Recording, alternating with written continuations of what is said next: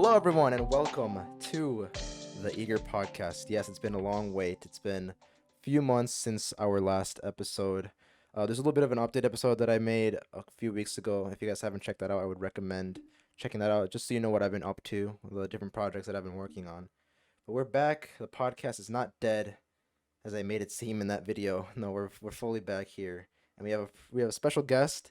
This man actually commented on the first podcast episode asking to get on. Yes, sir. Yes, 7 months sir. later, Cody LeSage is on. How are you doing, my friend? Good. And yourself? I'm doing not too bad, not too bad. It's been a while. I'm a little bit rusty. It's gonna be a little bit rough, Oh yeah.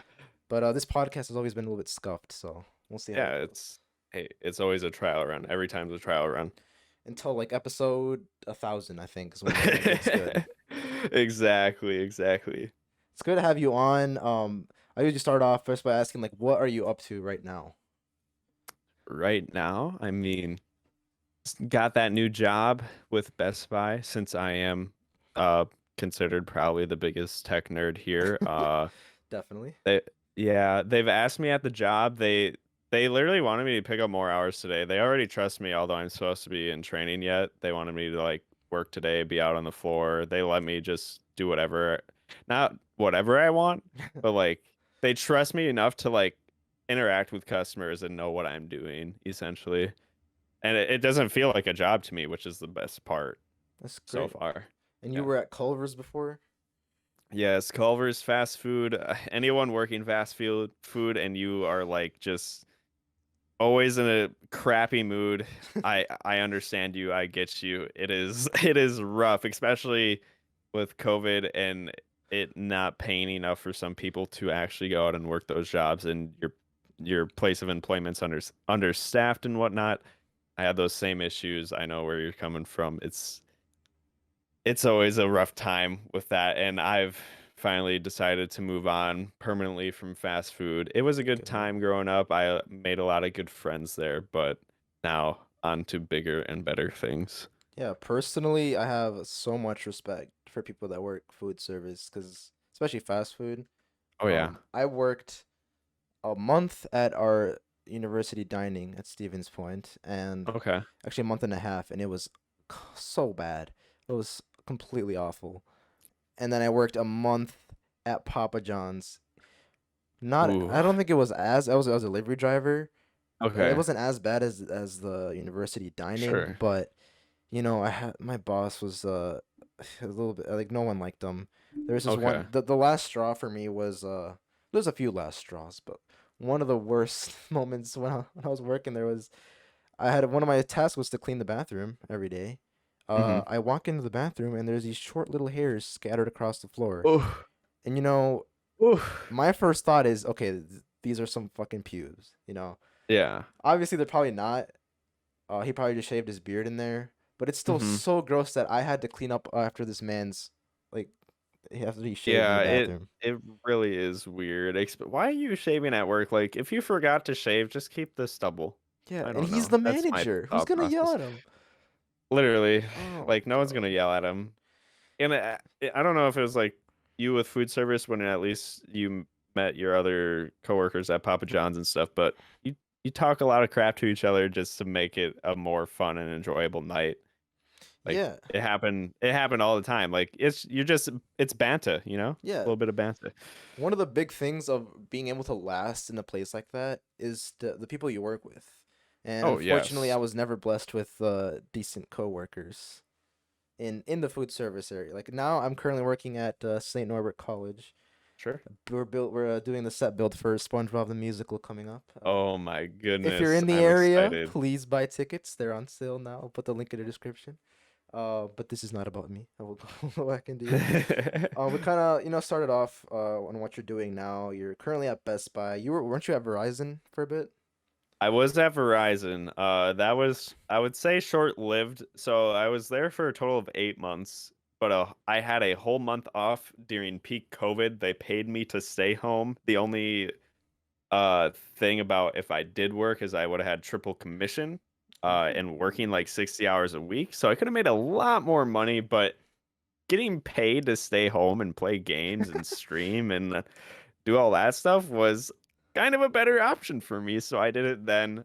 So besides that, it at Verizon, it did teach me a lot of like retail skills and like selling ability. And obviously, Best Buy now, I don't make commission, so there's no reason for me to go out of my way to sell. But I'm still gonna find someone the best product that they need, essentially. And Yeah. there are still targets I need to hit, so I will like at least try and sell what I need to make sure my targets are good. It'll help me work up the chain there faster. And they already like me for as little as I've worked the floor. They already like me. They already use me as their camera specialist. Uh I sold the lens the other day. I've helped multiple other people in the camera department before already. So Dang, okay. it's just yeah, it's funny on the walkies because we all have walkies and they're like it's the earpiece, so we all look Yeah. like professional and security and stuff. But Uh-huh. like someone over the mic will just be like, yeah, we have a guest going over to cameras. Anyone be able to help them? And then like everyone's in their own departments, but I can feel their eyes on me and stuff. And Yeah. it's like my first day out, but they're just like so I was like on the mic, I'm just like, yeah, I'll go over there. I got it. Like Oh my God. it's funny. That's good. It's good But that you're doing good there. I know you had, like you were saying, Culver's was not a fun It job for w you. it was not ideal. I won't go into details. I mean, it was again, other people in fast food probably can relate to these Yeah. situations where it's understaffed and understocked store and all that crap. So I won't complain about that too long. We can Yeah, we can get more move into on that. from that. Yeah, we can get more into that Oh, later, but especially sure. with like just standing on that Culver's there's always so many people there. Like Hmm. I don't understand. It's like that's like they're giving away food. That's what it feels like half the time. Yeah. Yeah. It's honestly insane. Hey. Oh my goodness. Hello, Mo. We're mid podcast. Mid If podcast. you want to hop in, go ahead. Y'all doing podcast? Yes, sir. Yes, sir. Oh my god. I forgot about it. He absolutely pranked us, dude. Good prank. Good prank. Oh my Um, god. Cody, we Yeah. gotta take it back because a few of the audience aren't really gonna know who you are, your Sure. relationship with me. So you and me became Couple. friends, I would say around like sixth or seventh grade, do you think? I think it must have been 7th grade when we started French, right? Yes, yes, definitely. Because I remember it was me, you, and Mo hung out in 8th grade Yeah. over spring break. Uh-huh. I remember that. So yeah, we must have met in school, 6th or 7th grade, and I think we messed around so much in French class. We all had PlayStations, Yeah, so then we all played Minecraft. we exchanged our gamer tags in French class. Oh I my remember that. god. Best way to make friends in school is exchanging your gamer tags. Brings me back. Oh, Yeah. I'm gonna call out someone. And because mainly my audience is people that we went to school with, I wonder oh if this yeah. will ever get to them. But I used to play PS3 with Tanner before I played with any Oh of my you god. guys. And I'm not gonna say his last name. Y'all would know who Tanner is. Yeah. Oh And dear. we would play every day, and I was getting really close friends with him. And then he got a PS4 and never talked to me again. He got the PS4 like right when it came out. Switch up social Oh classes my on you god. like real quick, you Yeah, know. You were the peasant because you didn't have the PS4, exactly. okay? I don't have a PS4 till like freshman, sophomore year. Dude, I remember I got my PS4 as a quote unquote Christmas gift, although I paid for 2/3 of it. I But fully I paid had to for wait mine, till yeah. Christmas. I fully Yeah. paid for mine. It was crazy. Like I I went to think Best Buy during Black Friday, Oh and my I goodness. bought that and Black Ops 3 together. Oh my. It oh I wasn't even got on Black sale. Ops. I think I had Black Ops 3 before y'all. I think, yeah, you got a PS4 before me. Probably. Yeah. Because my brother got I think the first generation. It's like 500 Hmm. gigabytes and shit. Yeah. And it sucks. It you can barely hold games on it. Yeah, I know that. He I got know like There's that only pain. GTA, and like a few other games, and like no more space for anything else.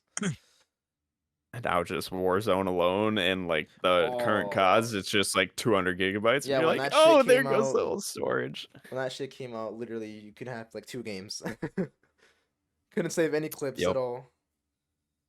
I No, remember I not used at to have like all. hour-long clips because like for some reason my PS4 would just record for no reason. Instead of like Oh. hour-long clips of like Minecraft gameplay. I don't think it helped that it just had a share button on the controller, because maybe you hit that and it would just auto record. I don't know. No, you have to Sounds- double tap it 2 Do times you? in Yeah. order to record. I don't know why. It would just like decide to start recording.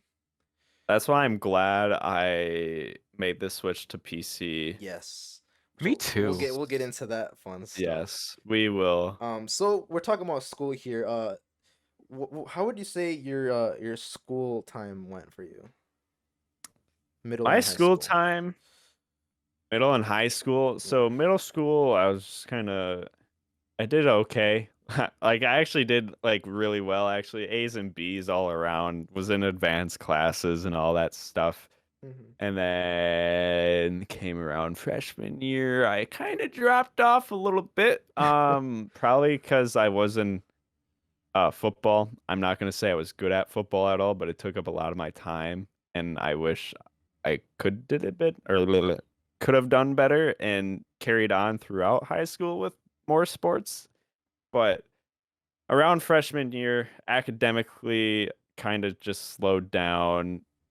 Was trying to balance stress and school and just making sure my mind was more healthy than kind of just stressing about school. And as high school went on, I believe sophomore, junior year were the years I was like, I didn't realize it at the time, but I was pretty depressed and had social anxiety. I don't know why I did, to be honest.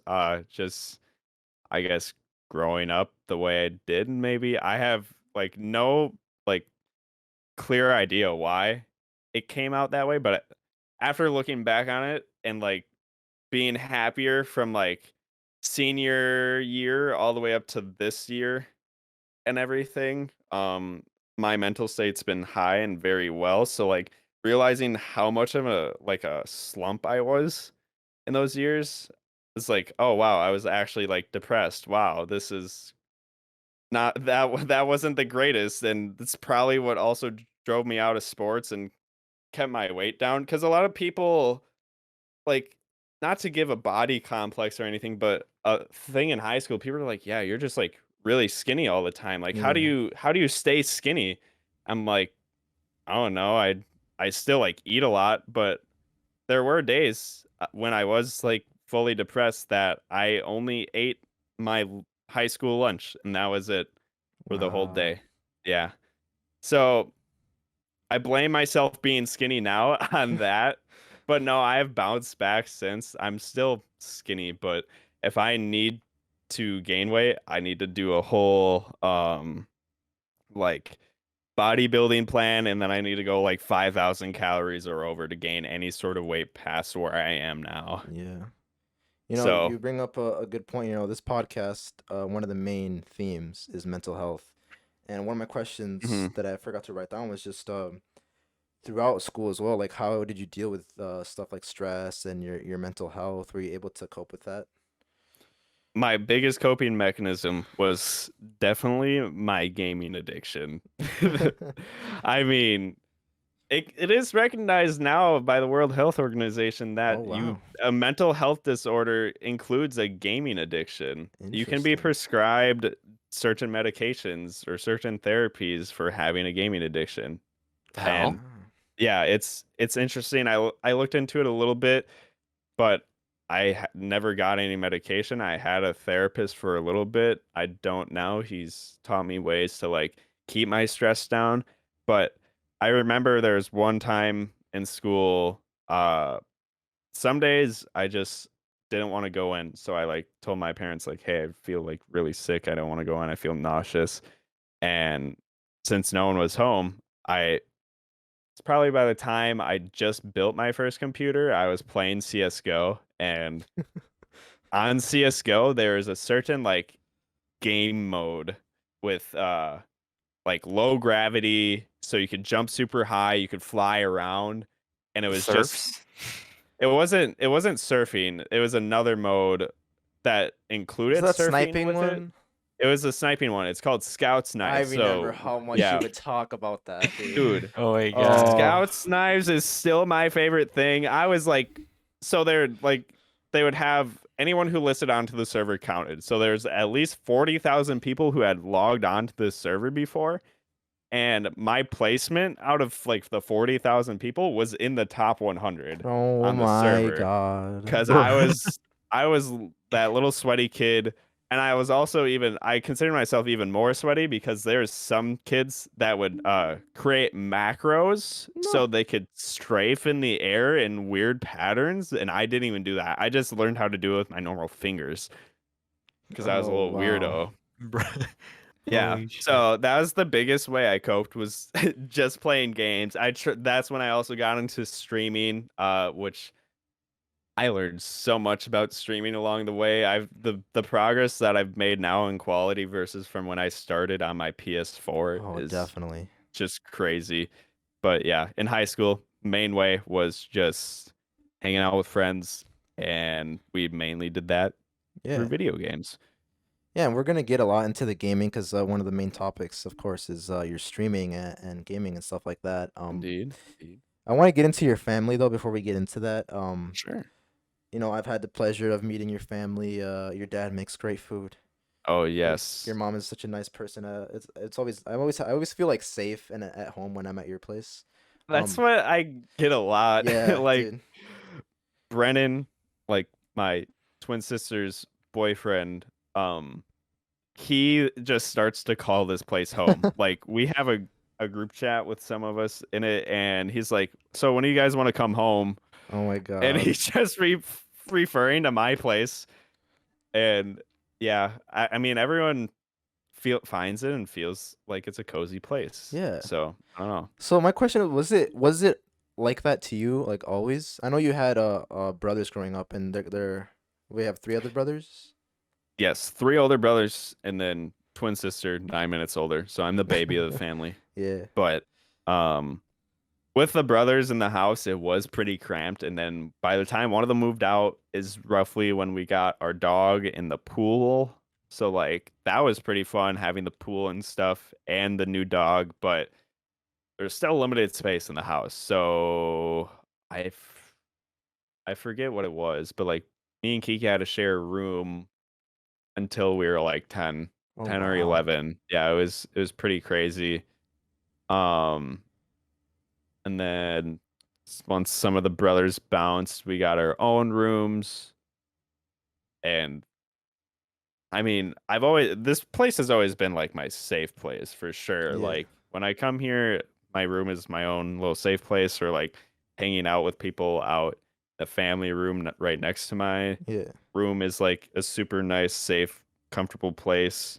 Um, Also growing up, we had a lot of both sides of our house. We had neighbor kids our age that we grew up with and played outside. Like I wasn't always just a hardcore gamer. Like I was outside when I was little all the time, like playing Spud was the game. You guys remember Spud at all? Spud. Or potatoes. So What? there's a so Spud. yes, Spud is a What potato, does this get on about? but but Spud is the game where you would throw a ball up into the air, call someone's name, and they had to go catch the ball. And then when they picked it up, I think they called like Spud, and then everyone had to freeze in their spot. And if you got hit with the ball, I think you're out or something. I forget the exact rules of it, but it was a really fun and creative game that we played as a kid. And oh, it was Nice. fun. We did like a mini version of Sharks and Minnows too with like that same inflatable ball. Otherwise, Mm-hmm. it was fire like Friday nights were like bonfires next door, and then we had the pool open, and then we had on the other side another bonfire going, so it's the 3 yards just continuously kids going back and forth having a great time. So I was raised in a great like social environment when I was little too. When I got into high school and had social anxiety, I thought I was an introvert really, but I more so now, like even at work now, I openly go talk to people a lot more than what I ever would in high school. So I think I'm becoming more of an extrovert, or maybe I always was. there's just a point where I thought I wasn't, Yeah, and essentially. seems like you grew up in a very positive environment. I Oh was just yeah. kind of wondering what was like, your relationship with like your individual family members, like your sister and your brothers Okay. and your parents. So me and my sister are, since we're twins, we're basically the same person. Like, sure, we've argued every once in a while. We literally like fought each other when we're kids, roughhousing, the Yeah. the usual. But now when we're adults, we have good conversations all the time. We agree with each other. We look at each other's point of views because sometimes they differ, and we accept it as it is. It's all like just like brotherly, sisterly love. Like we don't get upset with each other. I don't think we've ever gotten into like an argument where we're ever gonna stop talking to each other. And we share a lot of the same mannerisms.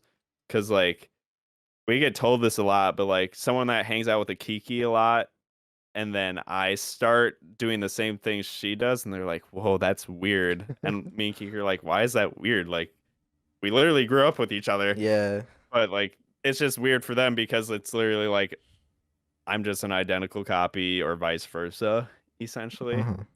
Although for those who don't know the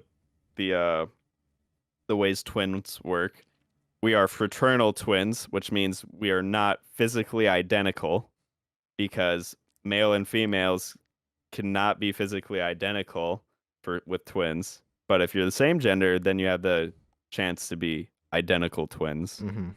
And then that's where you literally look alike. And sometimes you have the same personality, but usually that's the only way you can differ those two. So I don't know. Uh, I get a lot of people that say we look alike, and then a lot of people say we don't look alike. I don't know. It's a toss up You guys look alike. with that. You gotta be And blind and okay, not be able to see that you guys look sure. alike. All right. And then with my older brothers, since there was a big gap in between my older brothers and me and my sister, which I think the closest gap is 7 or 8 years. Damn.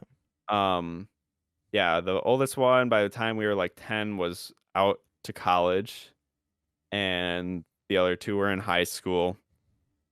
So their main role was to take care of us. They were annoyed because, there's two of us and they were always stuck having to take care of us essentially. Mm-hmm. Uh, the second oldest one, Chris, we probably had the best ties to. He was the one who kind of stayed home the longest or was at home most of the time with us. So we connected really well. Now my oldest brother, he's got his own house. He's getting married soon. They come over to visit maybe once or twice a month, or vice versa. We go over to their place that they have, and we we never really have like bad terms with each other. We all talk a lot. We all, not like every day. It's not like a constant like every day we're checking in on each other, but like Mm-hmm. once a week and then like hanging out once a month. We like more physical interactions than just like if it's urgent, we'll text, but if it's not, we're gonna wait until we see each other in person to catch up. Yeah. Uh, and then that leaves one brother. He was the middle child. He's out in France doing his own thing. A lot of people, I don't know who all watches, but some of them might remember him as Coach LeSage. Coached a lot of He did a lot of middle school football, basketball, and track. Mm-hmm. So a lot of them would find out my last name in high school and be like, "Do you know Coach LeSage?" And I'd have to be like that dreading, like, "Yes, he's my Yeah, he's brother." my And like they'd be like, brother. "Yeah," and they'd be like, "Oh my God, that's crazy."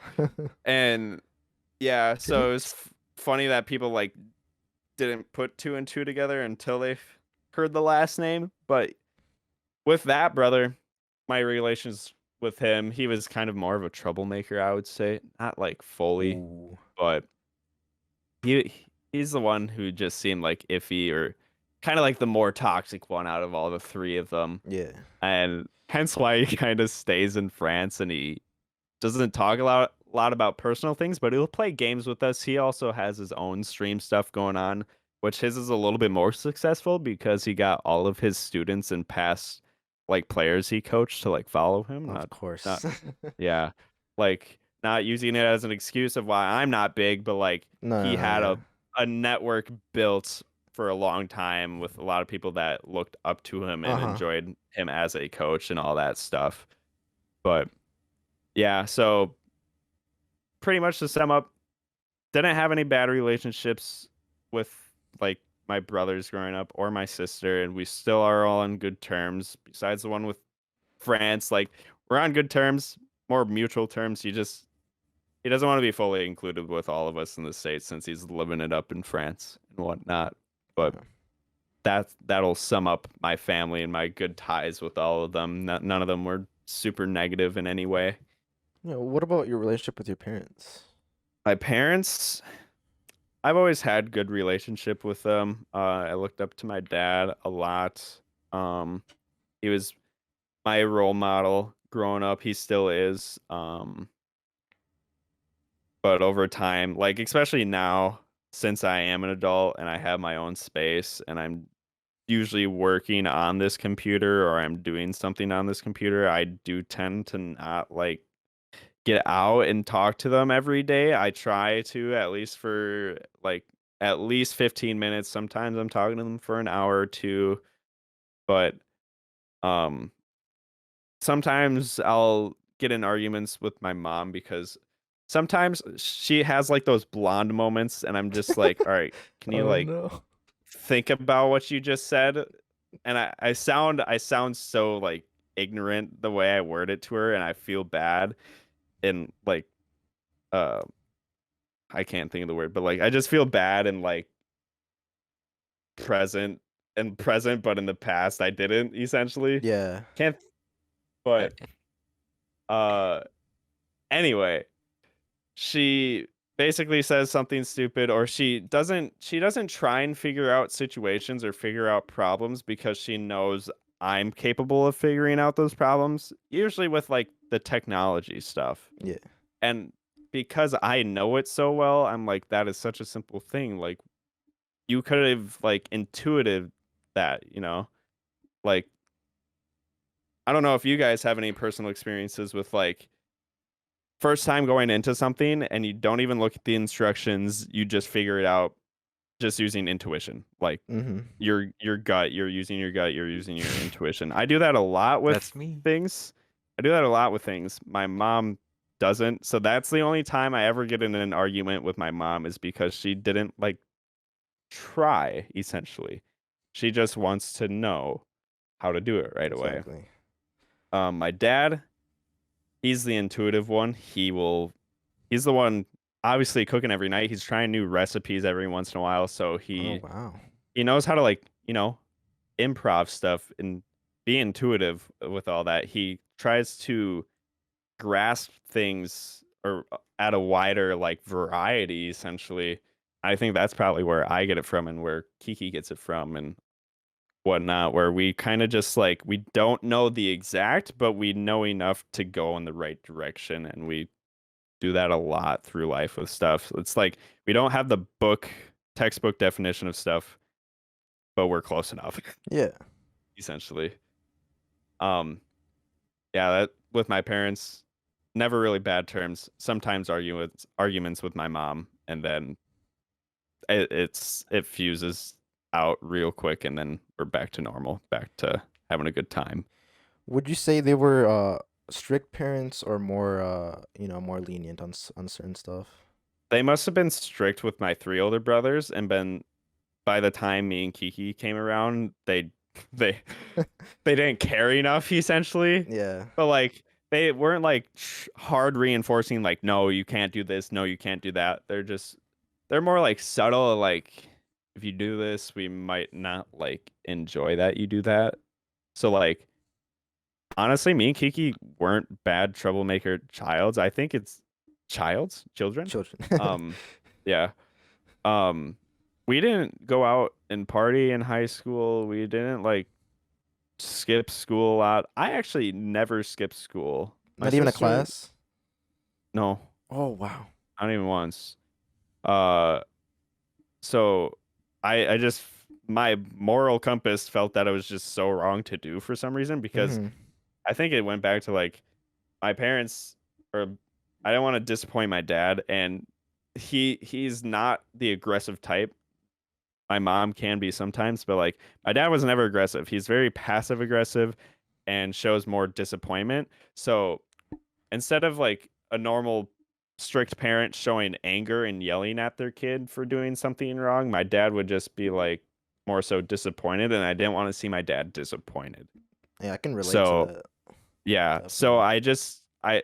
it's almost like worse because they're not attacking you, like just full out Yeah, blunt attacking you on it's something, so definitely worse.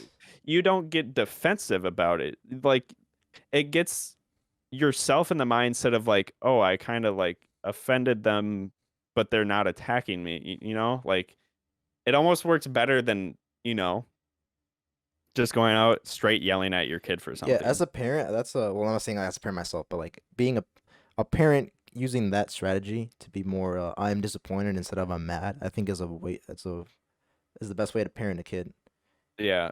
in my Like opinion.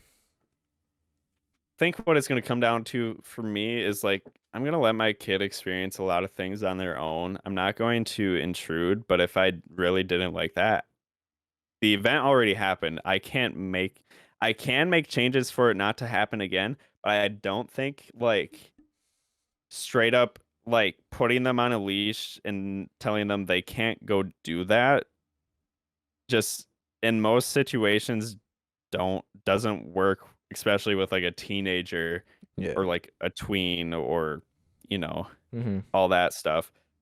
So showing that disappointment, like you're genuinely like upset, but you're not going to give them consequences.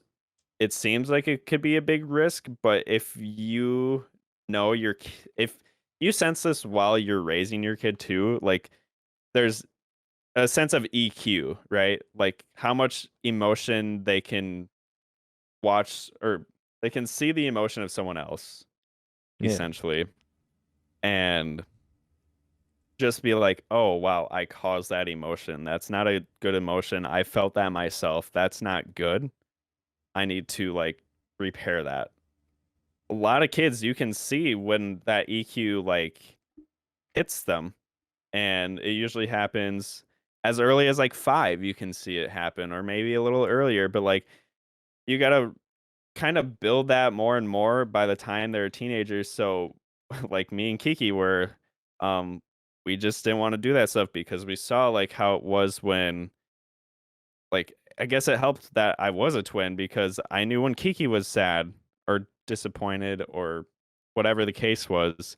So I guess I had that to really like kind of build my EQ essentially and whatnot. I don't know. Yeah. I went on a tangent on that, No, I but get what you're saying. I think your parents did a really good job of raising you guys, and I think that's the way you were in high school and stuff, and not being one of those druggy kids that go into parties and stuff like that. It gravitated me towards you and hanging out with you because I liked hanging out with people like that who were like me. Because I'm like you. I don't yeah. like going to parties. I don't do any drugs of any kind. Hmm. I break a law here and there, but well, Yeah. which has already been talked about on this show. Um, Yes.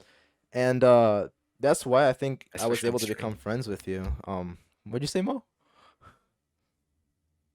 Especially on stream. Yeah, Yeah. talked about it a little too much, but Too A much. little too much. Too much. but that's why I became friends with you, and then when the friend group sort of expanded to, like, the kids we played CS with and went Yeah. to Wilder Park with, they weren't really like you and me, I'd say. They're a little bit different in some ways. And the seeing you, stay true to yourself and not fall into patterns of your friends is what also gave me a lot of respect for you, because I have a Hmm. lot of respect for people who are their own person, especially like in high school, being that young, being your own person and knowing. So like you mentioned your moral code. I myself, I have a Yeah. very strong moral, like a thought out moral code, Hmm. and I respect people like that. I had a very strict one myself in high school. It's well, since it has been a little bit more lenient and whatnot, and that also just happens like once you're of legal age of certain substances or going out and doing certain stuff. That obviously makes more sense. that my moral compass would kind of open up, because Yeah, one of my morals is like I don't like breaking the law. It just feels wrong. I don't like to do it. I'm very big like just follow the rules, and also like give me an objective and I follow that objective. Like I'm very just give me a task, I will do it. that's why he loves gaming. Yes, that is one reason why, is because give me an objective, I'm going to do that objective. But also very competitive. You know, you guys know the type of games I play just all the time. And that's a great Black Ops, bridge into gaming. And Black Ops 2 Yeah. Mo C4s. wants to bring this funny memory and Yes, please. one of my early memories of gaming with you, because we've been gaming for a long time. I know we had a bit of a Mm-hmm. gap, like once we went to Yeah, college, we didn't play because I just wasn't true. playing games at all. Um, Yeah. we started playing games in 8th grade. You, me, and Mo here. We would play Black Ops 2. I remember playing. We did like a 1v1v1. I don't know. I don't know if it was just me versus you and Mo was watching. It was the free for all. I think Oh yeah, it was no, just a free no. for all. Yeah. And me being a troll, I've never taken games seriously. Cody, you know Yeah, this. You know this so much, 'cause especially I when we do. play CS and stuff. I was Uh, always bad. I played so this is much. I this played so much is hours. I should have been good at the game, but you know how bad I was. this is where like you're getting down in my skin here because I'm so competitive, and you just did the exact opposite, especially when it was a team game. I'm like, A "Oh, I want to be competitive mad team at you game. so bad." Yeah. I mean, I wanted to be so mad at you. yeah, but the memory basically we were playing that free for all, and I had it set to headshots only, 'cause I like trolling, Yep. and I was throwing C4s. And they're still blowing me up, Oh my which god. I remember I do remember that you now. raged at me a little Yeah. bit, and I was like, "Damn, I this kid is a serious gamer." hmm Cuz I did the same I shit to Mo, and Mo just like kind of laughed about it. He was like, "What the I th- fuck?" But then he like cuz he was a troll too. That's kind of the type of shit that yeah. we did. I mean, I think what happened, I guess that is one aspect growing up with three older brothers that were all gamers. I looked at them as like role models, and I wanted to be better than them. Like I needed to be better Ah. than them so they wouldn't like pick on me. Because Mhm. obviously I'm that much younger. They could pick on me all they wanted, and it was fine. It was fun, and haha, big funny.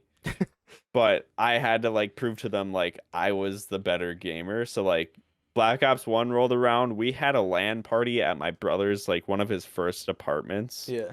and there were six of us playing Black Ops 1 S&D.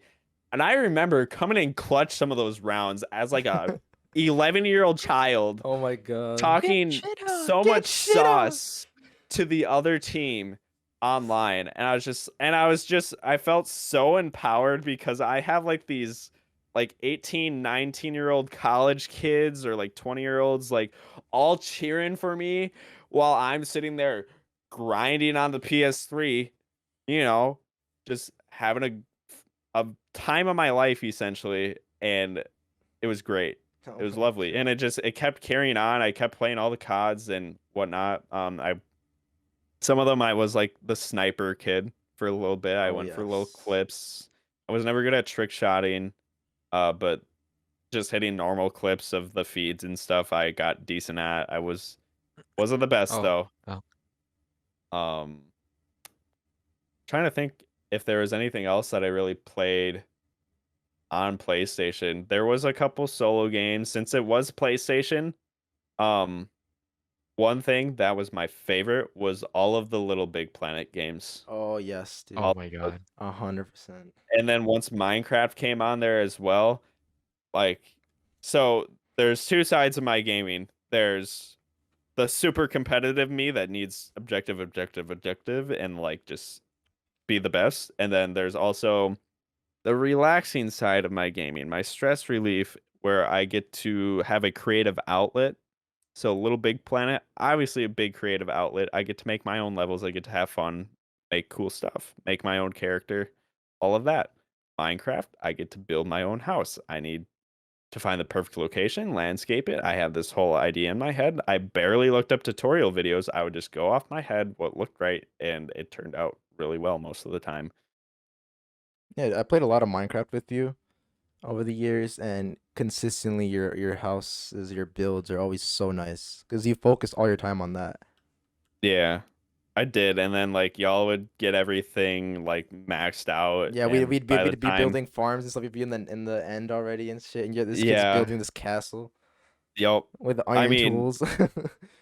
pretty much, yeah, I made it harder on myself in that sense, but I don't fully enjoy the grind. I don't know why. I've done it before, but I don't think I've ever like fully maxed out or gotten to the Ender Dragon myself. Oh Oh my yeah, God. yeah. That. I never did that just because I don't know if I considered it to be a waste of time or what, because again, it was my creative outlet, it was my stress reliever time. I just wanted to build, build, build. And Yeah. then when I wanted to have like actual fun and like get that adrenaline rush and everything, that's when I would go play all of my FPS games. And I'll tell you today, uh, I have been on a spur of like not playing a lot of games since it is nice out. It's summer. I want to go use my camera and all this stuff. But I played Apex probably for a good like 6 hours today because Holy since shit. since I didn't play for a month and a couple weeks before that as well, they come out with weekly challenges. Again, objective based. There you I needed go. to go complete every single challenge, and they have them in the battle royale mode, and they have them in the 3v3 arena mode. So I had to split my time in between both of them, grinding all Mm-hmm. the challenges. And I completed like 6 or 7 weeks of challenges in less than a week, Oh my essentially. Lord. Because I mean, I'm just so competitive, and like that's also what's good for those games is when I'm really competitive and I can really be above average. I can complete those challenges faster than a casual player too.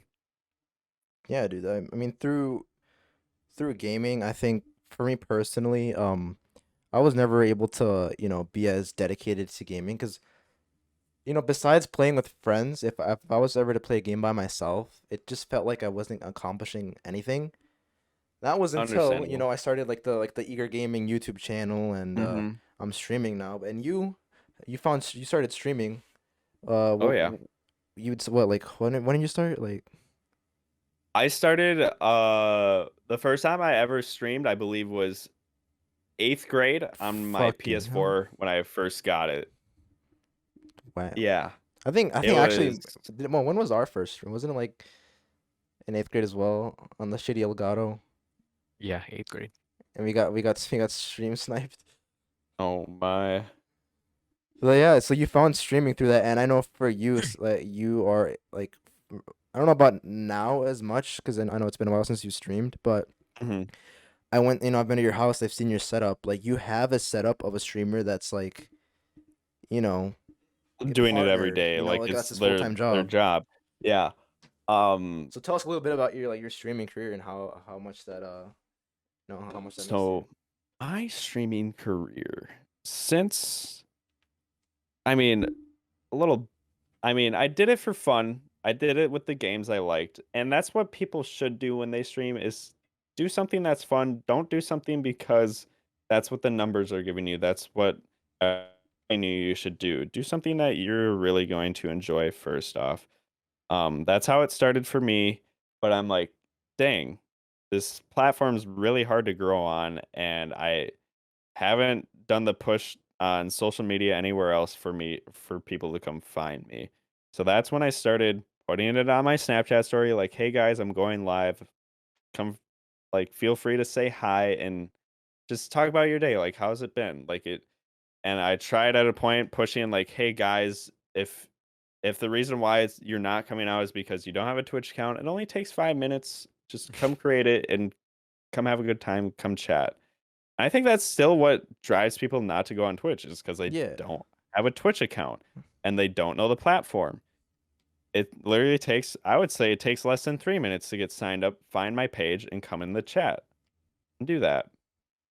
But either way, my path started as a hobby. I always considered it a hobby. But then at a point, I met Josiah at um, Verizon. He was getting into streaming as well, and I wanted to get back into it at the same time as him. And I don't tell people like that it's a competition, but in my head, I make it like a friendly competition for like who can have the better numbers and whatnot. But the also disadvantage I gave myself is that I put so much time into helping Saya grow. And quick little plug for him, Infi Elite with a 3 at the end instead of an E. I don't know if you want to link that down in your channel or if you would be willing to, but he Sure. is making he's making a pretty good push to try and get to partner or just being consistent with streaming. Um yeah, sorry, I don't like really plugging, but like you and him are the people I plug the most for streaming since you guys are on it like every day, almost just grinding, streaming, doing all that. And I solely have found that I myself streaming, I was trying to do the competitive shooters and stuff, but it's such a saturated category. And since I'm not like the top 1% of like the insanely good people, Yeah. um, found my views were lacking. I wasn't consistent. I didn't push a schedule. I never really made it set in stone, so it never made people come back to my channel essentially. So that's when I started focusing on graphics for other streamers. I would love to help with other stuff. I know with Saya, I helped plan a 24-hour fundraising stream, and he raised a great amount of money during that stream. Wow. But I found myself in the like considered a content manager role where it's the behind the scenes stuff of getting the scenes set up and like the live streams, the moderation during the live streams, which I'm sorry I've lacked. I haven't been to a lot of your streams and moderated and stuff, but it's something I do enjoy more than putting myself in the driver's seat. Yeah. I mean, I've enjoyed it. I know how to do it. I would love to help people get to their own point where they can do it themselves. And, well, not say do it themselves, but like do it efficiently and like make it feel like muscle memory and everything. And they can do it every day and they can strive to get better every day with it. As of recent for my streaming, again, the competitive stuff just I've been offered some spots on competitive teams, not major competitive teams, but people that were trying to get into that. They wanted me on their teams to uh they've some of them admitted to me like, "Oh, you would be the carry," or like some of them were like, "Oh, you're just a substitute just in case one of them can't show up, but you'd still be the carry. You could play whoever you want, blah blah blah." All this crap. And I dealt with that for a little bit, but I'm like, I don't know if that's the route I'm gonna go.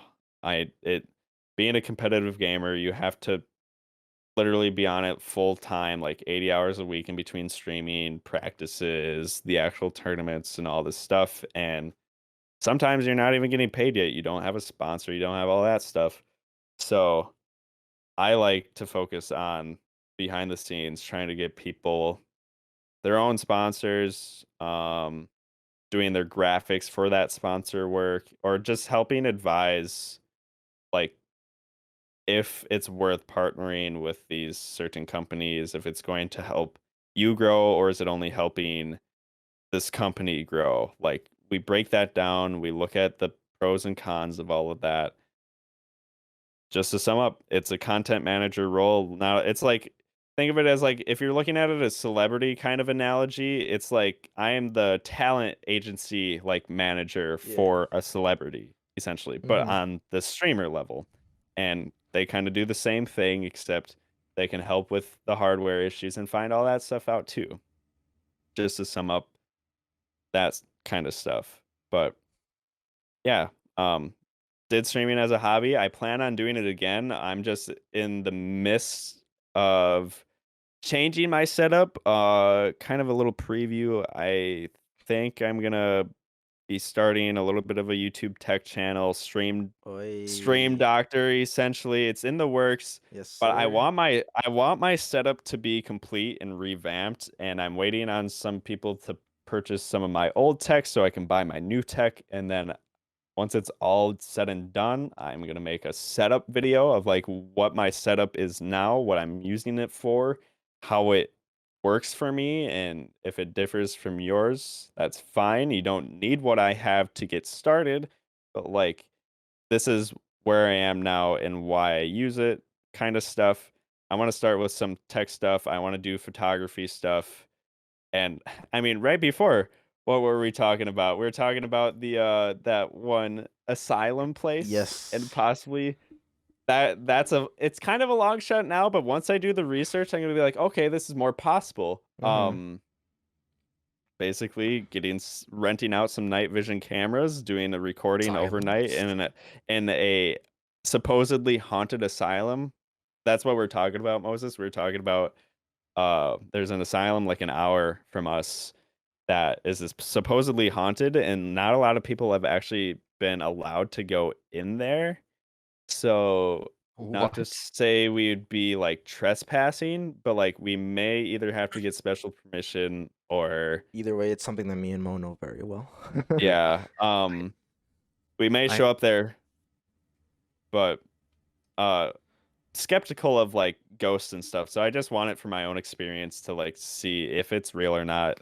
Like how does this like is there something out there Yeah, so beyond before our we get a normal little bit dimension? too much Sure. into this ghost stuff, we just talking about Yeah, streaming and everything. Let's go a we little bit can back. sure. You definitely have played a big role in getting me started. Not, I mean, the biggest role possible. I mean, you helped me get this PC. That has been Oh great yeah. for me. You helped me set up so many things, and I know you have your own stuff, but the role that you have as you were saying, this manager, this talent manager, I think it's really good for you, and it fits you, Mhm. especially for for you were talking about your friend Josiah. I've been to a few of his streams. This guy is growing a pretty good little community here, and Yeah. it's pretty crazy. Like, this guy personally. He's definitely had like right now he's at a lower time, but uh as you do like years of Twitch, you'll realize summers aren't as well as while people are in school. Believe it or not. Yeah, Like people are out doing outdoor activities in summer and they're not going to want to sit and watch Twitch. But exactly. once people are in school like multitasking on their online classes and have Twitch up is when you see like sometimes up to like 200% more viewership and all that stuff. So Definitely. I even have some like analytical stuff. Obviously, you can break that down over time. You can get the stats and all that stuff. But what we've seen with Saya, his streams in summer have been a little slower, but like overall, his channel is still growing. He's still gaining followers every stream. And hopefully, just some of those followers become reoccurring viewers and then building up those numbers. And then at a point, you just get to the point where you might apply for partnership, get it, and then Boom. you're looking at full time by that point. Oh yeah. But yeah, it's a journey, it's a grind. People have to do it for years before they go full time, but it's just hard work and dedication and help of people along the way. And I like being that like booster essentially for people. I like getting to the point where they feel successful, and all I really like out of it is like the acknowledgement of like thank you for that help to get me here. I don't expect you guys to like pay me for it, but like hey, it's a networking thing too. Like you can shout me out for the stuff I did, but that comes along with it as well. It's like a toe and toe situation of like not like an eye for an eye, but like the positive version of an eye Yeah, for an and I eye. know what Like, you hey, mean. I helped you out. I'm gonna help you out. Help your neighbors, essentially. Yeah, and like you've done a lot for my channel. Like, you made the logo, like Mm-hmm. you set up basically everything. You told me what equipment to get. Um and Yes, sir. I mean, I'm really blessed with like all the people that have helped me. Like Mo here, he's helped me with a lot of Mm-hmm. stuff. Not only Oh with yeah. Twitch, but like he's made the logo for this freaking podcast and has been on here. Um I'm just blessed to have a lot of friends that help me with content, and Yeah. friends that are like you are so talented in this field, of this tech field. And then I have Mo over here, who is like one of the best artists Oh, like that I've seen. 100%. Honestly, like his obviously I'm biased as hell because he's my best friend. I'm gonna say he's the best artist. Like Biased? um What? biased on this podcast. Like Excuse? there's a lot to be said about like how blessed I am to have these very talented friends. Not only are they talented, but the willingness to help me for basically nothing. Like, and obviously, guys, if you're Yeah. listening, this podcast is all about Cody. All of his links are gonna be down there. Follow him. He's got this photography thing going on, which we're gonna Yo. get into. Hoping you're gonna get back into streaming a little bit. Once the setup's back and running, it'll definitely happen. Yes, sir.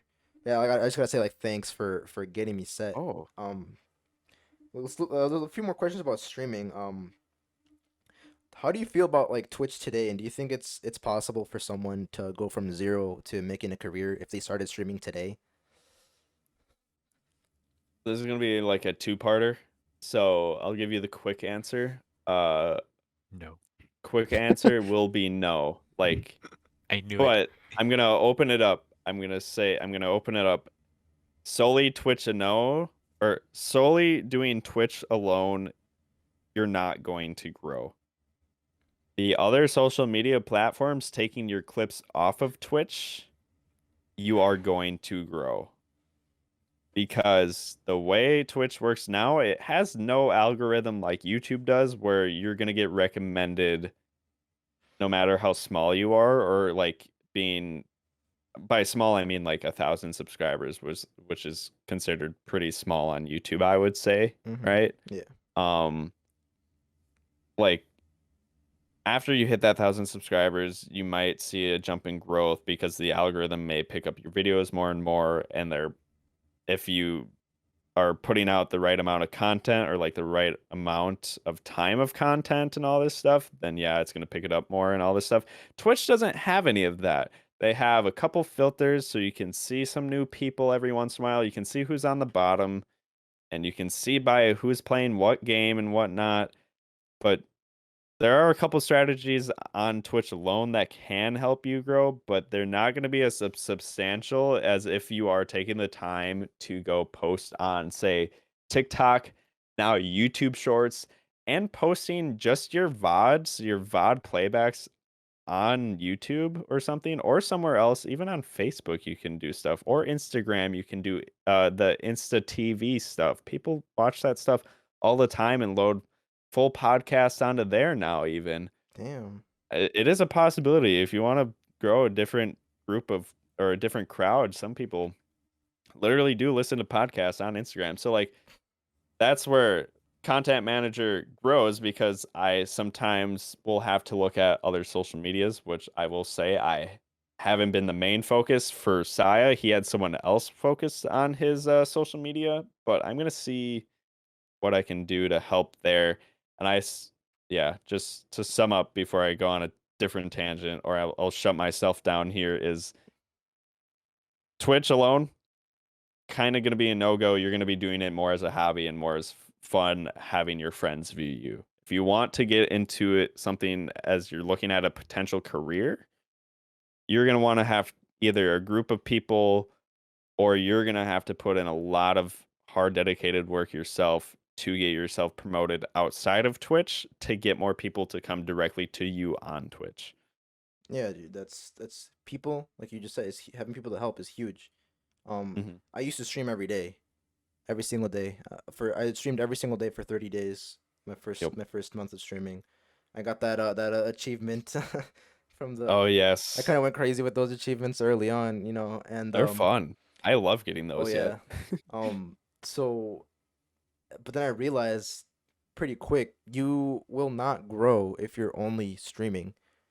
Um, so I took some days off. I haven't been really able to work on my other socials because I've been Mhm. working and stuff. But I have plans to. I'm gonna continue the podcast. Oh, And have yes. this as another another content that I can use to promote my stream with. Twitch.tv/eagerxi if you haven't followed me already. Hey. um, it's you need to work on other socials and grow your stuff everywhere because you can't just expect to stream every day and grow. Like it's never gonna happen. Mhm. Like, Uh, and it's such a saturated, so extremely saturated. Like I started so late. yes. Like I've been doing YouTube stuff since like 20 fucking 2012. My earliest Yeah. video was from 2012. Oh Um, my. and if I would have consistently made shit, then I mean, obviously I was a squeaker. No one's gonna watch your shit if you're a squeaker. I wish I would have just stuck to something consistently, because you guys know me. I've had so many different So content many. Pickle Yeah. creations. Like breakers. yeah, like we've gone over those in Yo, previous episodes here. I've had pickle prankers, I've had the gaming channel, the we film had channel, the all the podcast. all the different eras, and Yeah, I say I've probably done the same in the respects of like different things I wanted to do, from like digital illustration I tried, but that was my God, I question. can't draw. My question was like, I personally like struggle with sticking to one thing, and because I know what one of my dreams is, being a creator. It doesn't I don't know exactly what medium Hmm. I want to have it be in. Right now I'm doing Twitch and I'm enjoying my time there, but I think it could be anything. But every time, like I got really manic about Twitch. Like I said, 30 Yeah, days in a row. Like I streamed for 120 hours, and I think it was 30 days. that's Like crazy. that is It's a lot of time. insane. And that happens like when I first started this podcast, I was so into it. I was like, Mo, get this You logo were done. Like I want to you get were all my stuff out.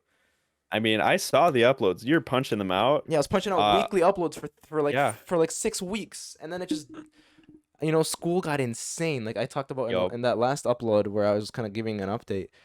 I'm a theater major, and theater majors have no fucking time, bro. No, they don't. They Especially like really I don't. had two, like even when you have one show going on, I had two shows going on. So a rehearsal Oh would my get done and it would be God. overlapping with a different rehearsal, and I had to sprint across the freaking building to get to the other one. And then I lost my, just not my passion. I still have a lot of passion for this, but I would get home and I'd be so tired from spending all day doing classes, work, and rehearsals. Yeah. How am I gonna add on top of that recording a podcast and Yeah. getting my head in that creative space? Your energy would be so low. Like, guys, welcome back to the Eager Podcast. Exactly, and that's not the Yeah, energy like, I want to give out. Like if I know hmm I feel like shit, I don't really want to make that. Like today, I did kind of feel like shit. Today, because yeah. today was like I've been working for a little bit, but today was like the first real day of set building, and Hmm. it was very heavy work. They build everything out of 2x4s and 2x6s. Oh, And Stevens oh, Point we use Gross. ply, so it's a lot lighter. So everything's heavier, yeah. and I was really, and it's a 9 to 5, so it's a lot of Oh my hours goodness. that I was putting in. And I got It's like, home and I knocked out. I was supposed to go to the gym. I was hell no. My feet hurt so much. I've definitely done enough to count as me going to the gym. I'm not going, especially going to the ninja gym where I get absolutely slaughtered during the Monday workout. So like I'm not doing that. And I took a nap and it made me feel worse. But you being a little bit late, kind of like I washed my face and I freshened up a little bit and I felt a lot better. good, But good. if you would have I'm started so. right away, I would have been like, "Hey guys, welcome back. I know it's been a while." I'm glad I kind of missed the the unscheduled scheduled time, Definitely just no. by a little bit. This is I wanted to get this out right away because Yeah. I want to keep doing this podcast. We started something so special. We had those consistent uploads, and I think people just got burnt out. And I want to space out these things more. I want to include more people. I'm sure Luke will be back. Luke has been doing crazy stuff with his music. Plug on Luke's music. Oh, It'll be hell in yeah. the description down below. This kid is going crazy with Well, this stuff. I have his music in my playlist, and I Definitely. have like three tiers. I have like the lit playlist, which I named that in like 8th grade. I'm not gonna change it though. Lit is the top tier. Like if you're in that one, your music is a bop, and Hell it's yeah. a fucking certified banger. And Luke's music's in there. Listen to Ivy by Luke. It's a banger. Oh yes, I remember listening to that on stream. We were yeah, bopping so hard. it was crazy. But basically, like, I was just gonna ask, like, I struggle sticking to a certain content, a certain career within this. Are you in any way similar to that? Very much. I am a binging person. I will binge one activity for months. Sometimes it'll last as minimal as a couple days, but sometimes the bigger ones will last for months. I've had some binges last up to a year for like activities I just do like in and out almost every day, and I don't get bored of it. I don't get bored of it at all. And like people are like, "How are you still enjoying this?" I'm like, "I don't know. It's just like what I do, what I'm enjoying right now." And then one day I'll just get bored and I'm like, and then I go on like an ADHD like tangent of like something else, researching something else, and then that's all my lifestyle is for there. So like an example of this was probably like in high school, the Scouts Knife stuff, right? Like I'm playing CS:GO, I'm flying around being a gamer. And then all of a sudden, like in classes, I was working in Photoshop and Illustrator, and then I found a way to get the school stuff at home, like the Illustrator and stuff. I'm like, Oh my god. oh my God, this is great. So I spent a lot of less time on Scouts Knives, and I started playing around in Illustrator, and like people were like inviting me to just like normal CS:GO matches, and I was like, nah, I'm working on some art. And they're like, you're what? Nerd. They're like, excuse me? I'm like, yeah, I'm like really enjoying this. And I've never had someone like yell at me for like not coming to play the game. They're like, oh damn, there goes our fucking carry. Yeah. There goes my Especially ego a when little then bit. after Ego then they'd check me. message me and they'd be like, "Oh, we have to play with this fucking bottom fragger." Dude, I The remember P90 springing and killing someone with P90 blast. spraying. My Dude, we P90 spray actually, from that one video that is now privated oh my because there's a few God. naughty words. I would love to redo a funny moments because I don't know if you've watched any like CS:GO YouTubers now, or like they're more of the people that upload CS:GO now. There's still a serious community, but there's a I can't big believe chunk of that. people that are they they autopilot the CS:GO competitive gameplay, and they're strictly doing improv comedy. Like improv sketchy comedy slash just sketches, skits throughout the video, and it's just funny hearing the interactions in between people instead of like what's actually going on in the game. Like they don't even care what's going on. They don't care if they win or lose. Some like there's some rounds where they don't talk, they don't do skits, and they're focusing on the round, but like it's a comedy skit video anyways. It's just going to be a compilation of funny moments, and that stuff is hilarious.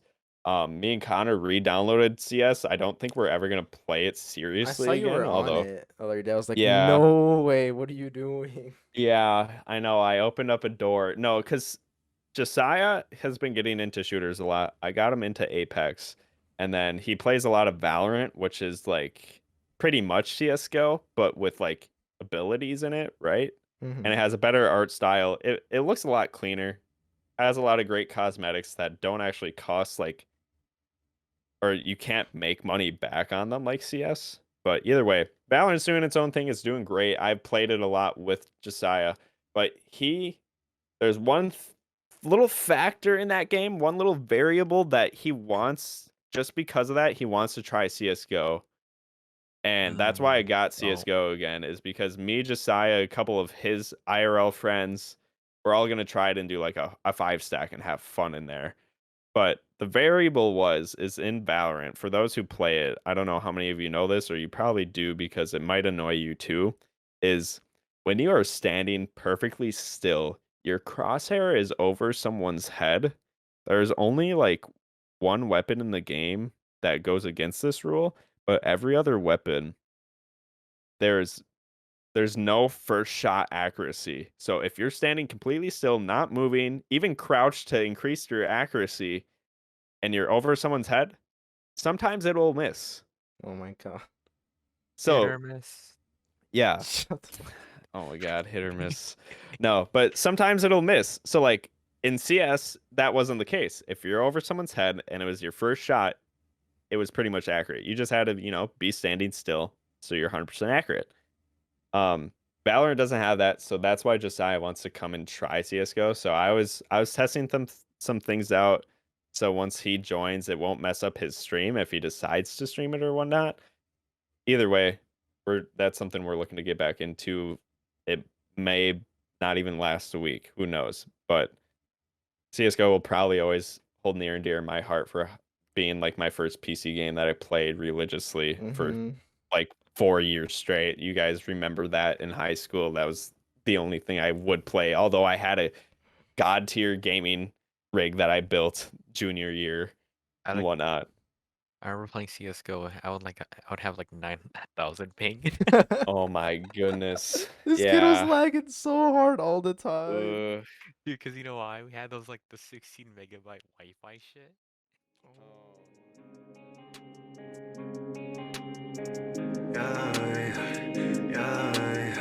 Haven't been thinking about my feelings cause I'm not in love. Girl, you always leave me feeling like I'm not enough. One day you're gonna have to tell me that I'm not enough. Or maybe you'll just have to show me that you're not in love. And I've been thinking about my future and the plans I've made. And girl, I do not see you hanging out my hand with me. I know it's hard but I don't care cause I'ma have to leave. Yeah, no more sacrifice, I need to do what's right for me. But I still want the love, but I just want it for the company. Yeah, I know that you're not the one for me, so please don't take it personally. Welcome back to the Eager Podcast. I hope you enjoyed that little tune by Kid Luca. We're back.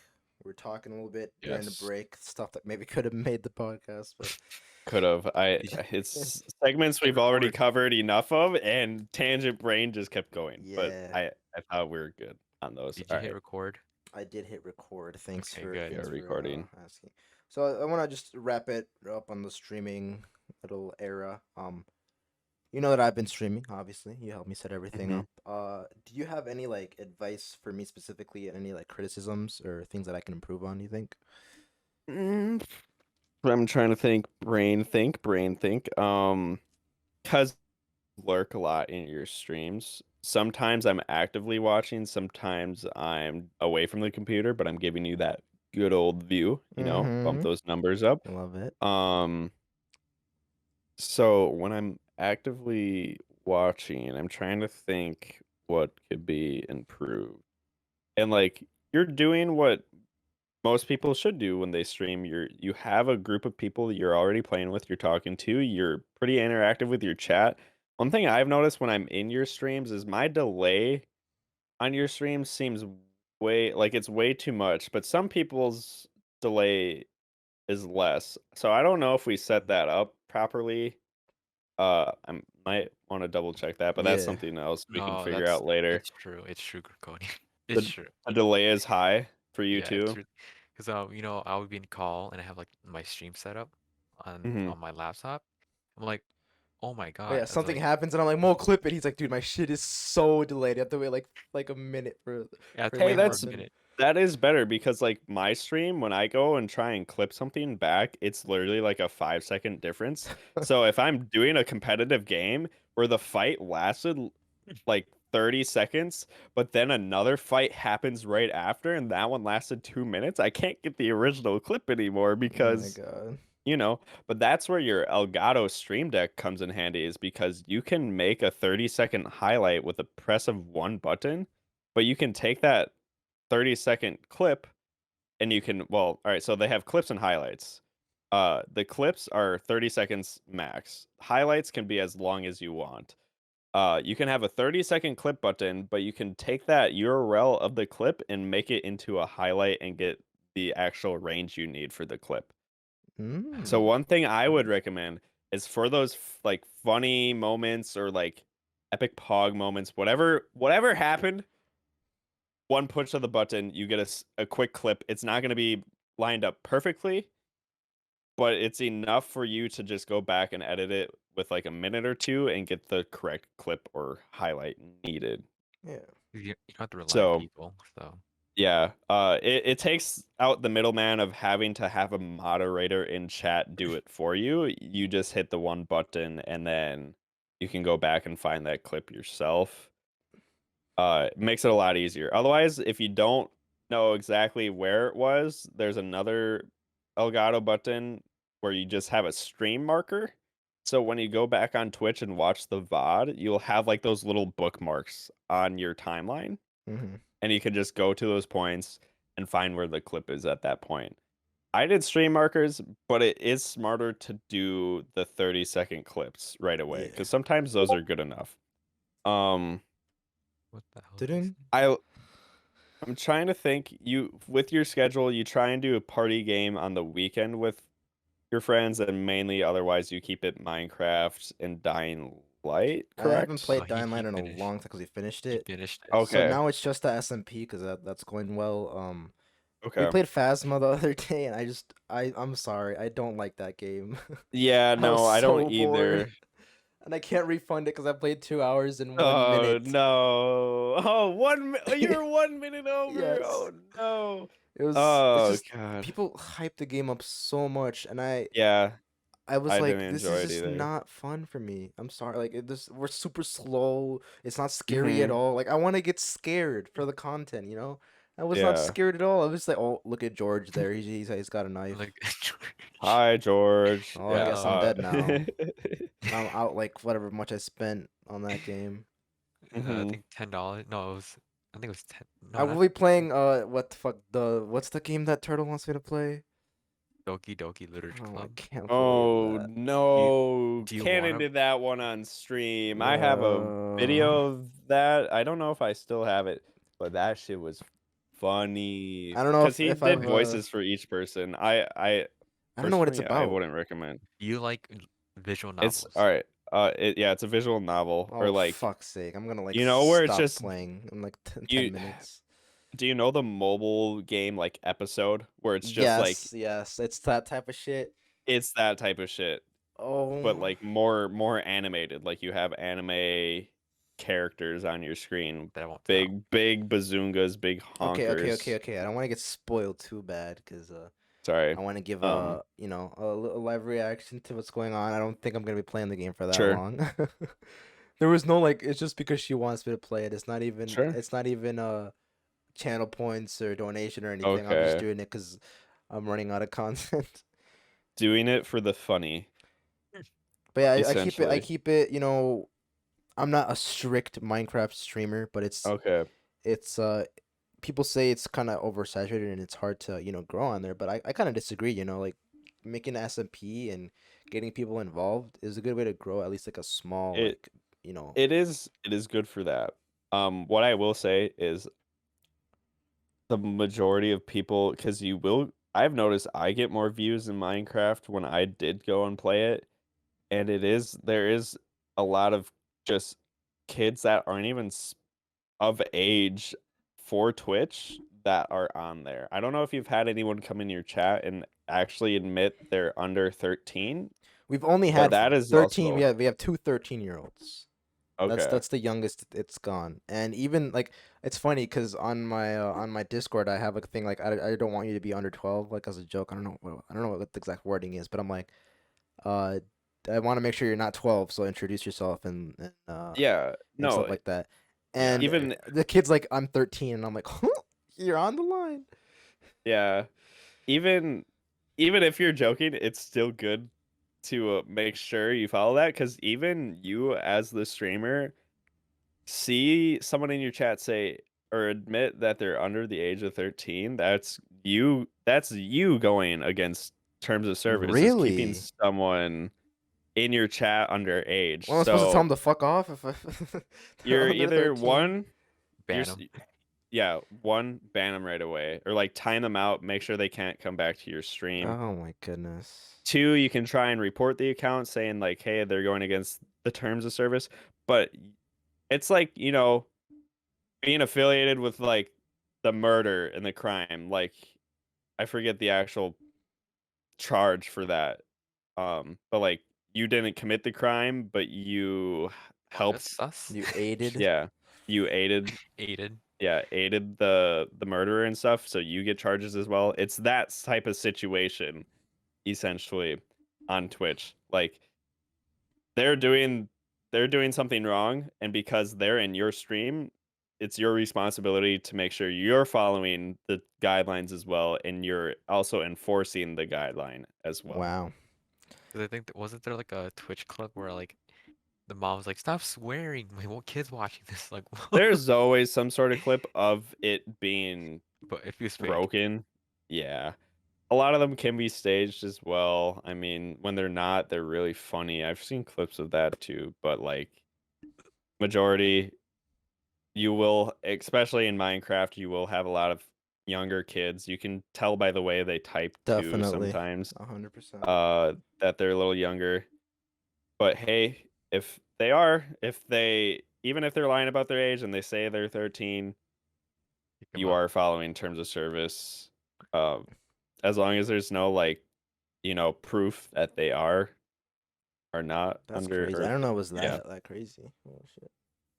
Yeah, doing like moderation for Saya, we had like a very active moderator who herself, she worked with even bigger streamers and said that some of them have had issues with that in the past. So she tries and take care of she tries to take care of the problem as early as possible.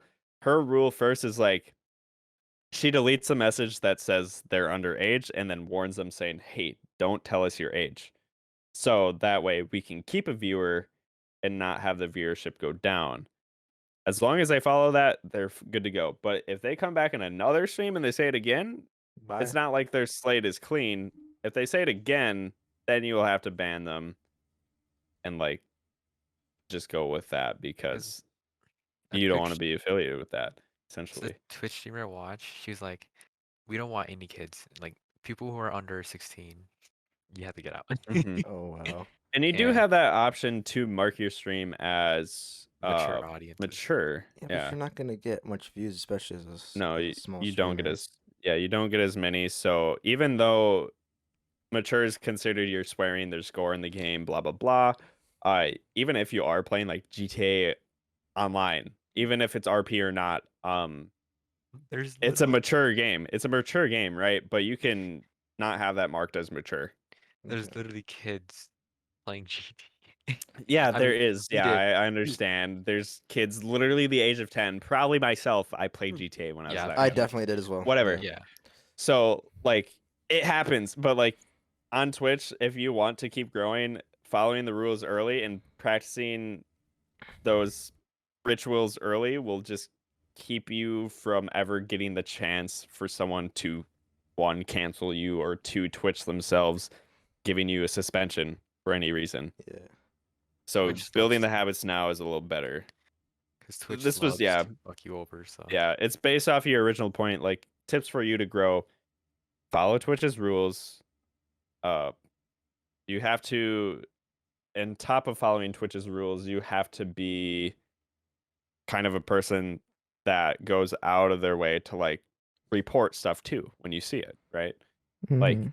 if Twitch sees you reporting issues and like giving legitimate like reports, they might even see like, oh wow, he's streaming too. He has good numbers. When you put in your own, like if you ever got to the point where you're applying for partnership and they see that you're out in other people's communities, either one moderating or two like reporting like stuff that needed to be, they're gonna consider you Oh, more of a valuable like role to be partnered essentially. interesting. is there like a different, like a global moderator? Unless it's different. There's a global moderator, which is an AI built by Twitch to like realize and recognize stuff in chat, and it has different like filter strengths. Essentially, you can turn it all the way off. You can turn it up all the way up to 5, which is like rated G, Can't right? say Like, stupid. yeah, you can't say stupid, and basically that's their auto mod. That's their global moderator. But it is better to have Nightbot sometimes because people have made custom blacklist already with like even in-depth like combinations of words that make up explicit words that aren't supposed to be Oh my said. god. Like there's lists out there, you put in one of those into Nightbot for you and it's better and stronger than just the normal auto mod essentially. um there's a whole bunch of ways out there. It's a lot to research. I will say some of the stuff I have not researched, but I know it's out there and I know other people have done it. But like if you want to take it seriously, you just go out yourself, research it, apply it to your own, and then you're good to go. It's something you've practiced, it's something you continue to practice, and you'll be fine and you'll just continue to grow. And yeah, based off your original point of like, you know, tips for streaming, that's what I would have. I have a plenty more in my brain. As you guys have seen, I've gone on many tangents, and that's where I want to kind of put that at a point on YouTube for other people to Yeah. generally kind of grow and get the points across, so I don't have to go individually to each person. I can just Send them a link. relay them back. Yeah, send them a link, relay them back to like one thing where I explain it in depth there. Yeah, But that's a big thing with you. Like, you're for a lot of us, you're for like our in our friend group, you're like the tech guy. So we go to you for questions. Like and then I get the repeated questions. yeah, So it'd be nice for me to just have the one document, one video wherever, and then check it out, man. That's how you do it. yeah. Here's a link Exactly. to YouTube. Let's go. So Exactly. we've been. I mean, this podcast is tangents galore.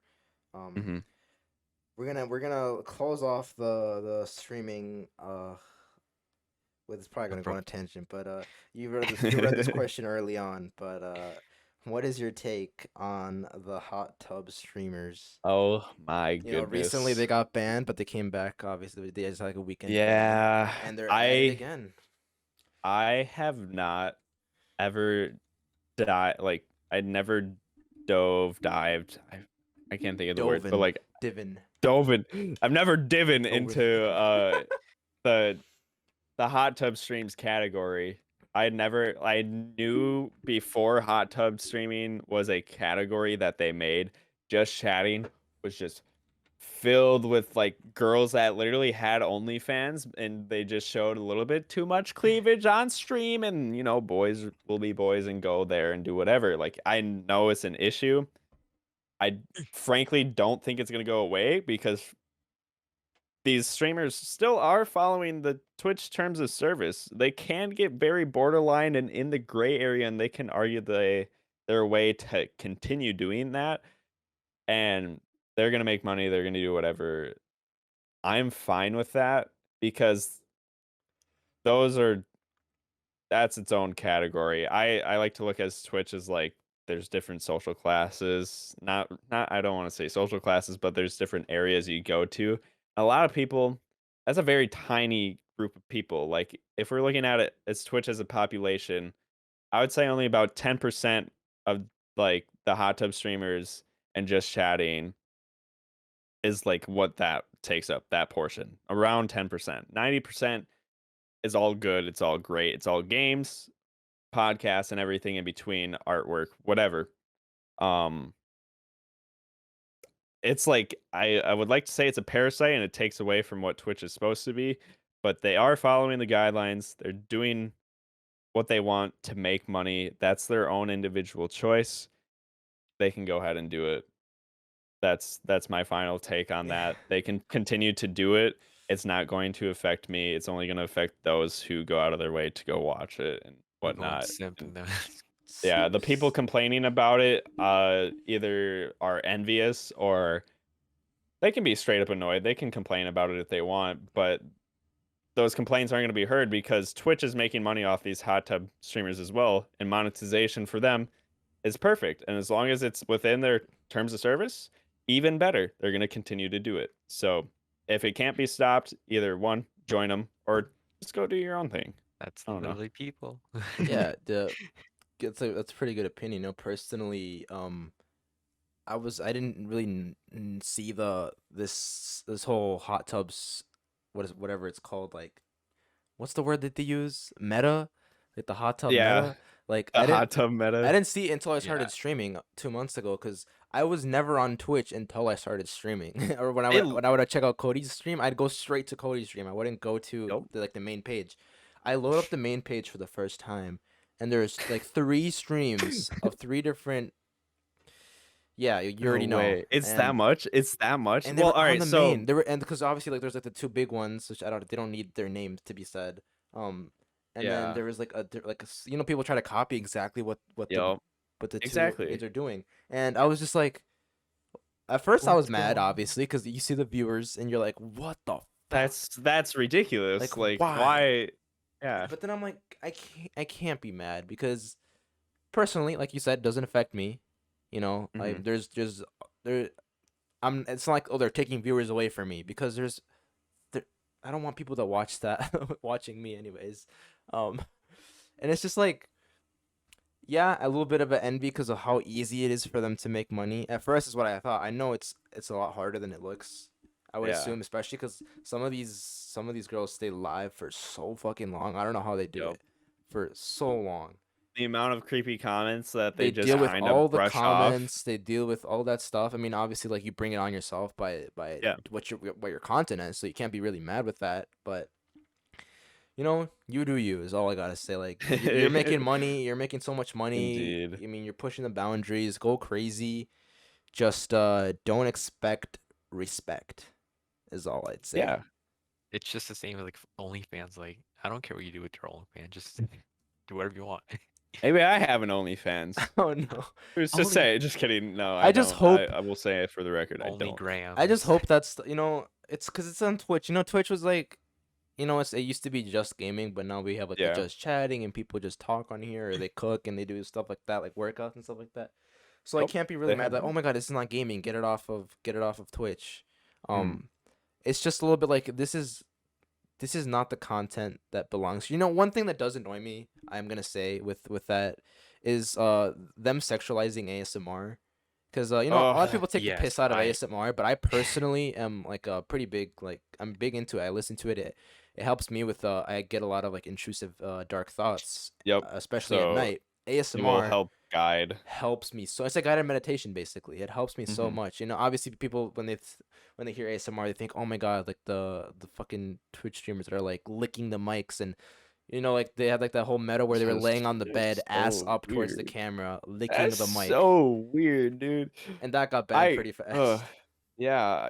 Thank God. And they're literally buying mics. They're called binaural, like binaural being like it left ear, right yeah, the ear, 3DO right? mics where it's literally yeah. like ears and they're just The sticking their ears. tongue in there and Those things are like $2,000 a Oh, piece, my and they're goodness. buying it just to sexualize it. And oh, I can see boy. where that annoys you. Dude, I know that there was a girl on YouTube like addressing the issue of like how like ASMR is like, sexualized and shit. It's like, damn. Yeah, it's I really didn't even know annoying that. because like Don't know. I'm in there's a few ASMR people that I listen to and like they're not like that at all. And now like every once in a while you see their comments or you just see tweets and stuff where people are just like, "Oh, but you make sexual content to get views even though they're nothing like that." At all. And it's just like, well, it doesn't it's not like it's not ruined like people like the core ASMR audience is still there, but it kind of like stunts the growth of it, which is because Mm-hmm. Yeah. ASMR was growing so much, and now people just think it's. I guess people it kind of brought in people as well, but not the Mhm. people. The main point of ASMR is not for sexual pleasure at all. It's for like relaxation, essentially. A lot of Just people use relaxing. that as like Sexual shit. well, obviously yeah, but like a lot of people use that as like a therapy for their mental illnesses and Mhm. I've seen I'm in a few communities of ASMR and a few of them talk about how they've gone through therapies and different treatments and it wasn't until they listened to ASMR that really helped them. Yeah. I will say everyone has different ways to help with their anxieties or like intrusive thoughts because I've had the same thing. I've had intrusive thoughts. And for myself, I found an app that it tracks your progress of like on a scale of 1 to 10, how much anxiety was here today. Was your mood happy, meh, or sad? And then you journal about it, like what you did well, and then what could have been done better. And then you listen, or at least what I do is I listen to the daily guided meditations they have, and usually they're around 40 minutes. There's only been 1 or 2 nights in over the month I've had it that I haven't finished the actual, or I finished the actual audio, but every other night I've never finished the audio before I fall asleep, Wow. essentially. Yeah, That's it's good. It's nice. great Love I for it. knock out. myself. I choose to knock out. But yeah, with ASMR, it's your route of what relaxation, kind of winding down. Yeah, definitely. Okay. Calm sleep for me. It would just stops those thoughts at all because you can't really Yeah. your mind doesn't really go off on that stuff if you're listening and focusing on something else. Mhm. That's why I in my personal life I like to be distracted all the time. I can't just Yeah. sit still, You- otherwise it gets Busy, bad. busy, busy. Keep You busy. want to stay busy. But and Yeah. also like it doesn't it gets me. I've never I've never fallen asleep listening to it because I don't know like the earbuds stuck in my ear. I can't sleep like that. But it does like get me tired enough. And I also like take melatonin at the same time, so like I do get Okay. I get a wind down and I'm able to fall asleep because as some of you know, like I think I talked about it in my podcast, I have very bad sleeping issues. Like I used to, it's been 2 years since I got it, but I used to always get sleep paralysis, I like remember very you bad. telling the story about your like one very bad time with your sleep paralysis like demon. Fucking demon, bro. Oh my You know what's god, that funny? was I crazy. recently listened to a podcast about a guy talking about sleep paralysis, and he Yeah. was talking about like the therapy for it. You know, Uh-huh. I never looked up how to get over it or talk to anyone about it. Well, I did talk about it. I just never talked about like someone like a professional like how to get over it.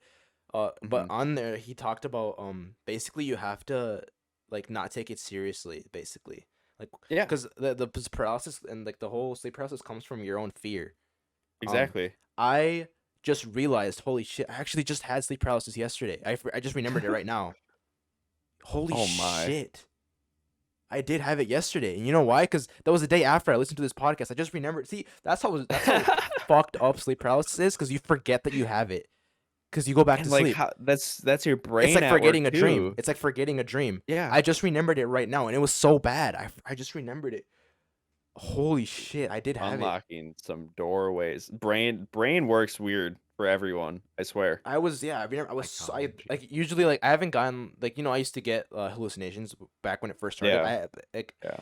later on I didn't get any because I was able to keep my eyes closed and also well like I was saying before about not taking it seriously, I started laughing at the demons. I started fucking laughing at Oh, them yeah. and then like the first time I did it, they got pissed off and they kind of like scared me awake. Which I know it sounds fucking crazy to some people, like what the fuck are you talking about? But it makes sense in my head. Yes. Eventually they just fucked off because they couldn't scare me anymore. But obviously it's all in my own head, obviously. But Damn. I can't I believe yeah I I had it like literally if like I don't know when it was, but it was right after the night I listened to the podcast, and I just remember not being able to fucking move at all until I fell back asleep. I think I never had a sleep paralysis moment, but I had once where I felt like I was dreaming, I was on the moon, and I just couldn't move. I just couldn't like move anywhere. But that was like the only sleep paralysis I got. That's it. Huh. Well, I will say for myself, I've never had sleep paralysis. I've never had, I never really had sleep issues in the past. I recently just started getting like insomnia in high school. Yeah, there are some nights where I didn't get a lot of sleep, but it's also because high school doesn't provide you a lot of time to get the sleep you Hell need. no, especially Hell if you're no. in Yeah. on like other clubs and stuff. Hell no. Yeah, and a Yeah. job. And a job. Yeah, that was me. I was working not every night of the week, but at least 3 school nights and the 2 weekend days I was working. I was always working till close.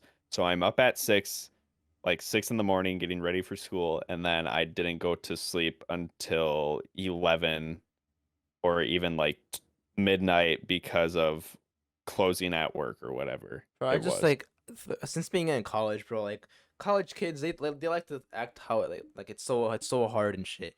We are so Hmm. spoiled for time. I know people like Yeah. have jobs and shit, but like Yeah. we don't have class every fucking day from 7 a.m. Oh, to 3 anymore. And some days we don't have class, I and know. exactly. we're You not at have home time. anymore. You have so much more free time. It's just, But how then are you spending your free time? exactly the one like I know we're going on tangents after tangents, so we'll wrap this whole show up in a little bit.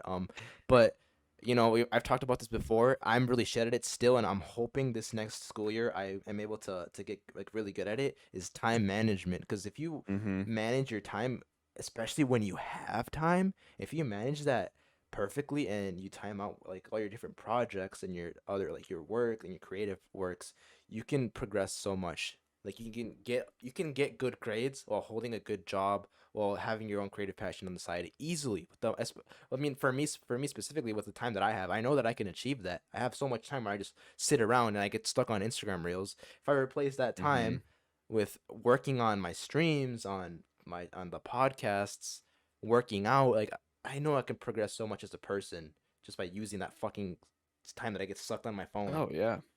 I know. Dude, I don't know how different is it from like a public school, public college, but for art schools, like especially when it's like fall semester, your first assignment is due within the next as like so if you have a class on Tuesday and your first assignment is due on Thursday. It's like, what the fuck? And I'm like, Lord. oh my god, that sucks. Yeah. The thing is though, like with projects and stuff, I don't know. I think are we all procrastinators here? Yeah, I'm a Yep. procrastinator. Like Yep. every person, I don't know a single person that's not a procrastinator. And we like to think, oh, we're so busy. That's because we leave it to the end. Like if we actually used our fucking time, like we wouldn't be like, oh my god, we don't have any time. I have so much projects, bro. Like, and I'm yelling. This is me talking to myself. This is me fucking yelling at myself because I leave everything to the last fucking second, and I hate that so 100%. much. Oh my god, my first semester in college, I built a whole website in 4 hours. Oh Because my so god. what happened was they're like, yeah, so the due date for the project is this specific Monday, right? Yeah. But we had a holiday on one of the Mondays, so then she's like, okay, so it's gonna get pushed out one more week. I'm like, Oh okay, it'll be Lord. fine, right? And then she's like, oh, you know the original date I told you for like, this Monday? Yeah, it's this Monday, not next Monday. Oh my god. I was like, uh, Fuck off. okay. So I work a whole Speedrun. shift. I worked a whole shift at Culver's at the time. I closed too, so it was like 11 at night.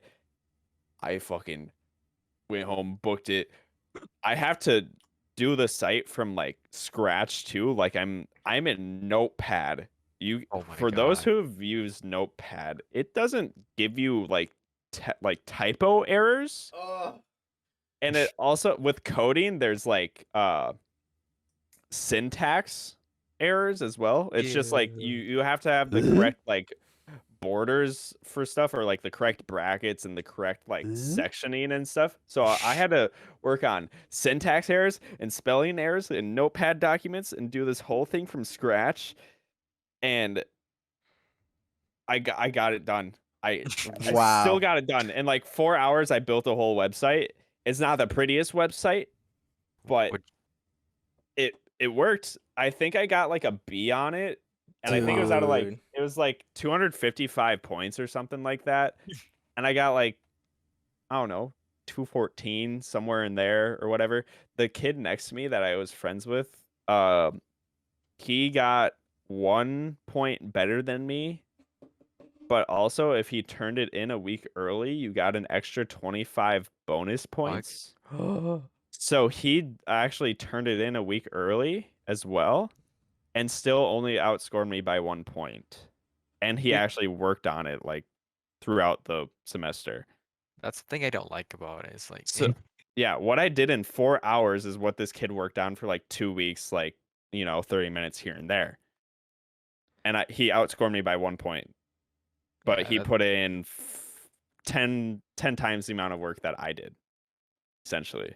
But I also did have background knowledge in that course too. all right, yeah, that makes sense. That's the thing. Like we validate our.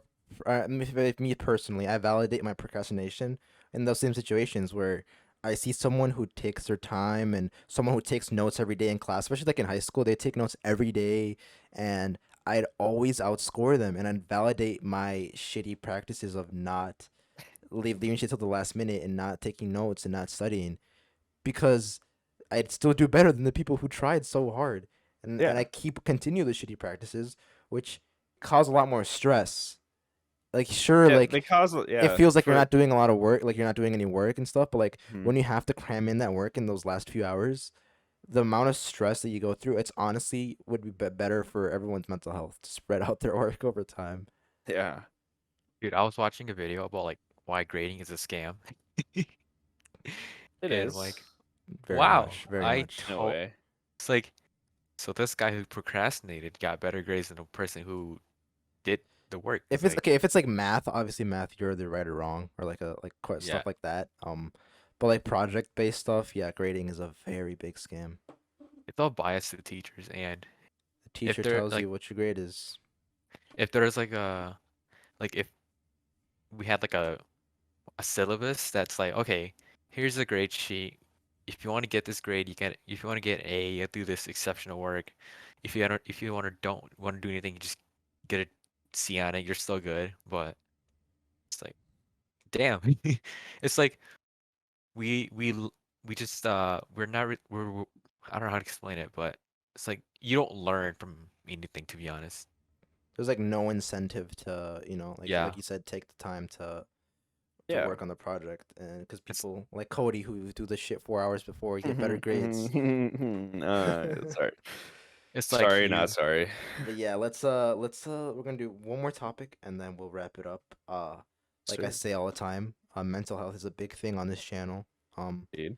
especially men's mental health. I mean, It uh, is a little for more frowned upon for men to openly speak about their own emotions. definitely one of the overarching themes of this channel is men's mental health because, like Cody said, it's not necessarily frowned upon or anything. It's just like it's still not a norm for guys to talk. It's Like it is a it's always trait. people are always like, "Oh my God, talk about your mental health if you're a guy," but it's still Yeah, when people do it, it's there's not still. normal. It's still not normal, and it's still, what people still kind of like look at that as a sign of weakness.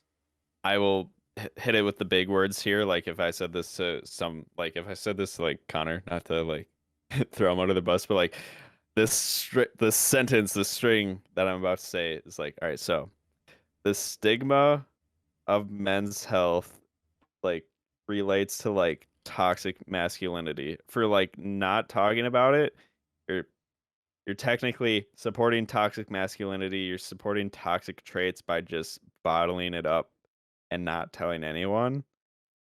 And that's one thing that like some people like to argue or like don't want to say females in general, but like when guys and girls mental health comes as a thing, girls' mental health is like, yeah, it's there, it's present. Same with men's. Everyone deals with their own stuff, male or female, non-binary, whatever you are, it does not matter. Everyone deals with shit, but with men's mental health in particular, since this is what's mainly on your channel, you mainly have men, just males on your channel. We like to focus on what we deal with. We're not trying to vouch for other people out there. Everyone deals with their own stuff and they can solely explain what they want. So, I mean, for myself, my mental health, um, it's not as bad as many others. There's been years where I haven't dealt with any mental health issues and I've been fine. But again, back to the main topic, just to round it up in a circle, men's mental health is not talked about as much as any other type of mental health, I would say. Definitely. And you know what I thought was really interesting? I was listening to, I always listen to podcasts 'cause I have my own. Um, Mm-hmm. there was a study where they studied just like the anxiety and the stress levels of people after they talked about their mental health, and they did it with Mm-hmm. a study on guys and on girls. And most of the time, girls after talking about their problems felt better, like instantly after talking about. They just felt that relief, and their anxiety levels were down, their stress levels were down, Mm-hmm. and it was alarmingly high for the guys. They stayed basically the same even after talking about their problems. They stayed feeling the same way. So I don't know if there's something. I don't know if it's like I don't know, like genetic or something in our DNA. But even when we do talk about our stuff, we don't necessarily like we feel a little bit better, but It it's not may, enough. maybe it's hormone based. Maybe I don't know if they would have to relate the study off of that or do like a secondary study, but because one thing I remember from psych, I don't remember everything from psych, but uh, male amygdalas, the one that's your reaction center, like how you react to things instantly, yeah, right? Like male amygdalas versus female amygdalas. Male ones, when they get angry, it fires, right? It's firing. It's angry. angy. And Inky. angy. 5 minutes later, it stops firing and guy is okay again, right? Female amygdalas, on the other hand, when that goes off, it first off, the tolerance of male amygdalas like starting to fire is a lot lower. So like it goes off on a shorter fuse, but it doesn't burn as long, right? Female ones have a longer fuse to like break, but once they're burning, they burn for a long time. So girls are like, when they have a grudge, they hold the fucking Oh, Oh, yeah, grudge what? for a long time, and that is solely why. So I'm wondering if there's a certain or different type or different area in the brain that works differently with females and males with that stress section, essentially. Yeah. There's a lot to be said about that. I mean, Yeah. I mean, there's been a lot of studies, and you know, I don't have all the information here. I'd love to do more research on that and do a Indeed. specifically men's mental health based podcast. I've been wanting to do that for a while. We tried doing one Yeah, with and it Luke, failed. and Wait, what? I mean, Cody, Cody was going on a few tangents. Luke went on a tangent. I listened back to the podcast a few weeks ago. It never came out, obviously. Luke Yeah, went on a tangent for 45 minutes. dude, because I've been. it was for my video. It was for It my was for project, it my was school for a project, project for Mo. Oh, okay. and then we went on tangents like shit. Luke just went on and Yeah. on. Like he was saying some good stuff and all, but like it was like good stuff, but nothing made sense put together. Yeah, Like because it was not flowing. Like such I a- would try to add a point to what he was saying, but I don't know if like he just couldn't hear us on the mic or if he was just so Wasn't into he what he was high? saying. He might have been. I don't know. Either way, He like just he went, spiderwebbed, and it went. just like tangent on two tangents. And we couldn't blah, stick blah, on a blah. certain thing, and I was like, we just can't do it. We can't do. And to be fair, to be fully fair to Luke, like Luke's really good on this podcast. He's done some great stuff. We did not do good enough preparation for it. We did not Yeah, set up the topics, and we just went into it like, hey, let's just talk about our brains. Yeah. And that's tried- my fault for as a host. That was my fault for letting us start like that. I tried to go back, but then we just kept going forward. I was like, oh Yeah. no, It was a good Like, time. that's not what I want to talk about. But shit. Trust me, I want to go on longer tangents, but I know there's somewhat of a time frame, so I kept myself like if I see myself start to like float away, I try and reel myself back in and like end it up, and then we can move on essentially. But if we are still staying on the topic of mental health, to sum up mine, we touched on it already in the prior bits of this podcast. Sum it up. Right now, it's in a good state. There's been 2 long periods of it. The longest one being like 2 years in high school. That was terrible. I didn't realize how bad it was until I was out of that slump. And I'm like, wow, I was actually depressed, right? And then Wow. as of recent, I was going back into that slump for like a month or two. It was really up and down. I had really good weeks and then I had really bad weeks. But then like family emergency happened where my dad had some issues. We didn't know his like current state, but now he's fine. Everything's good. But like when my anxiety was like peaking is like when that event started to happen. So it multiplied that. Oh Lord. And I was like, oh God. But that's when I discovered the self-therapy app that I use. It'll be a quick shout out. You don't have to put any descriptions or anything for it. It's called Dare. It's actually, there's a book Not called sponsored. The Dare Method. Not sponsored at all. Scoop No. program of alcohol and drugs. Just for those seeking some sort of help and you haven't found anything. No, I that's do worked. endorse any kind of the therapy, honestly. Yeah. Like 100% get out. I mean, I say this and I haven't really done much therapy myself. I know there's a few there was a student that was in the like social work program that I did like a mock therapy session. Sure. It helped, not how I thought it would. It kind of just opened my eyes to more problems, honestly. Yeah. I remember doing that. But that's because it was one No. session. You need to for therapy to work. I think you need to go multiple times, and It can take months. It can take years. I've known definitely. people that have had therapists for years to like unwrap their problems. And I'm someone who like I need to know the root cause of an issue. And sometimes I've been wary of going back to therapy to like unravel those and like get everything sprawled out just because maybe it'll put my life more in disorder. But in the long run, maybe it'll be good for me. But if I'm at a point in my life where I feel good, I'm not worrying about the past. I'm not worrying too much about the future. Like I still have a rough plan, but that's where some people's anxiety goes is like if they're thinking too much about the future. So either way, I don't try and think about it too much. As long as I'm good in the present and I'm looking good for the short tense of like the future, like this. Short term. Yeah, yeah. Um, but basically, either way, mental health good. I found what works for me.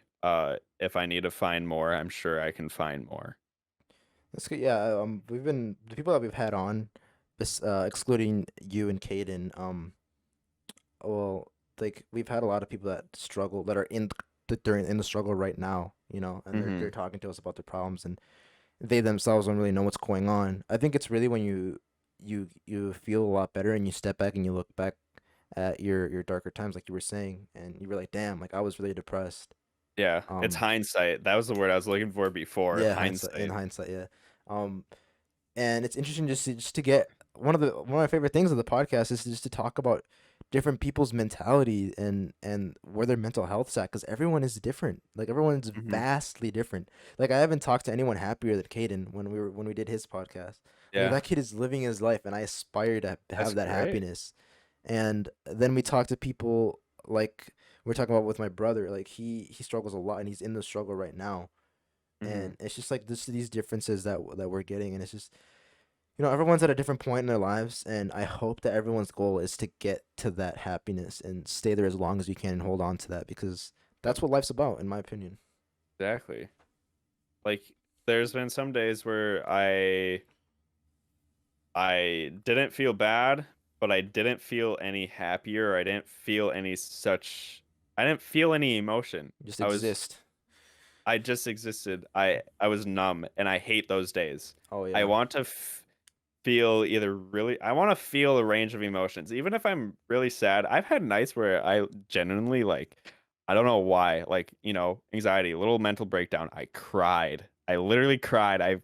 Tears came out of me, right? Yeah. But then I opened my phone, I went on Instagram, I saw something funny, and I'm dying of laughter. Oh Like, I yes. don't know.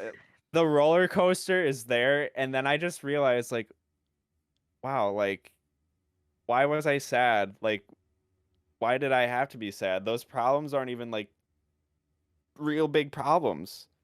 So then I kind of reorient myself with like, nothing's really affecting me. Nothing's like going to permanently kill me. At least my intrusive thoughts aren't going to kill me. Nothing's physically harming me. I'm here in the present. I'm good. All my family members are healthy and good as well. Like I don't have anything to worry about. And that's that. And then like after after literally crying, I'm just like, wait, I'm fine. And like girls, I see this with girls all the time. Like, they have pictures on their phone, like in their Snapchat memories of like, oh my god, look at me crying. This is I so don't funny. I understand don't that. understand that. It's I will never understand that. Like, since I have a twin sister and she does it all the time, I think it's funny too. And I was really tempted, like while I was crying, to do To the take a same shit picture? and send it to her. I just don't But like, understand. but as a guy, I'm like, no, that's opening up too much. I can't do that. Well, here's the thing, like, But I think it's fully valid to have moments like that. Everyone has their moments, and you know, I for a while I had a like a private story where like I would just open up to people. I had very limited to a very mhm, small amount of people, and I was just like, well, this is how I'm feeling today. Yeah, like this is not. People post when we think about like stories. People post like their best moments. I had a private yeah, story where it was the complete opposite. Um, exactly. Basically it's okay, but what I'm trying to say here is like it's okay to have those moments, and I personally have shared those moments to like a small number of people. But when you I don't know, like I guess if you look at it like you were saying, like laughing at it, I guess that's fine. Yeah. Maybe I'm a little bit too harsh saying that I don't get it, but I don't know. No, Honestly, I don't it's know how I see that. they're like little spurts of like emotions, obviously, And they're because fully okay. Like you're allowed to feel that way, and it should be encouraged for you to actually share that, you know? it's like, when your friends go on a road trip and someone suffers a tragedy. Not really tragedy, not like that deep, but like someone doesn't have the best of luck, and like years later you're all together again and you're like, oh, remember that moment? It's like those moments. But if someone suffers like a legitimate tragedy, I'm gonna be like, oh, remember the time where no, like Yeah. obviously it's that's the situation as well. I just don't think. I think what I was trying to say before is that people that like use those moments to like, hey, look at me, I'm so sad. Mm-hmm. Um and they're not, and it's just all fake, I think Yeah. that's when I start to get a little bit like, but then again, you don't always know, and you never want to assume that someone's faking shit like that. So I'll Mhm. just leave it at that. I have a lot more like thinking to do about that sort of stuff. I don't have a full opinion formulated, which is okay.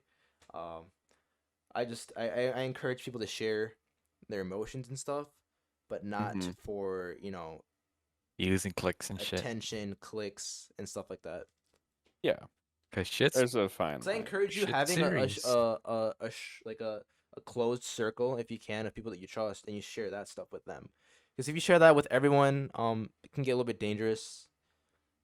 and I feel like they could use it against you. Cause definitely Mhm. I know that happened to me. you don't want to open up to a lot of people.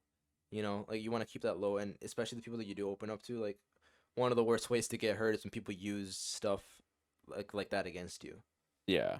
Totally understandable. There are some things that were very traumatic in my own life, like childhood traumas. I've had some childhood traumas that like probably were the root cause of my depression and anxiety, but that's something I don't really tell anyone. That's the only thing I've ever told like my therapist, so we could break it apart Yeah. and figure out like why it's an issue. Like there's some things that are just that personal, and just keep to yourselves. Even I mean, as long as it's not like hurting anyone like a lot, like you're literally like it's a life-changing moment for someone in a drastic way, I don't think you should keep that to yourselves. And I feel like most people have a good moral compass to understand like when and when not to tell someone something, Exactly. essentially. So we have hit the 2-hour mark. This has potential to be the longest podcast so far. Oh So I don't boy. mind, dude. Oh, no. I just like making stuff. We're having some great conversations, and if you've listened to this full thing up to this point, I mean, there's probably gonna be like two of you guys.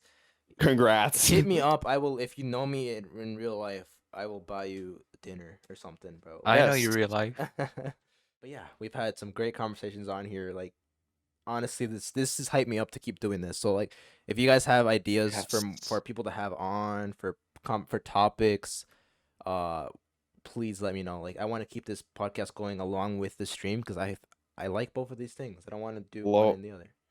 blow up those comments. And yes, if you haven't been on this podcast already, I give it a 10 out of 10 personally. There might be bias in that, but Definitely not. I think you're coming at it no very bias. yeah. I'm coming at a very critical perspective here, guys. Definitely. Like the fact that this kid just joined mid and you can hear the boom.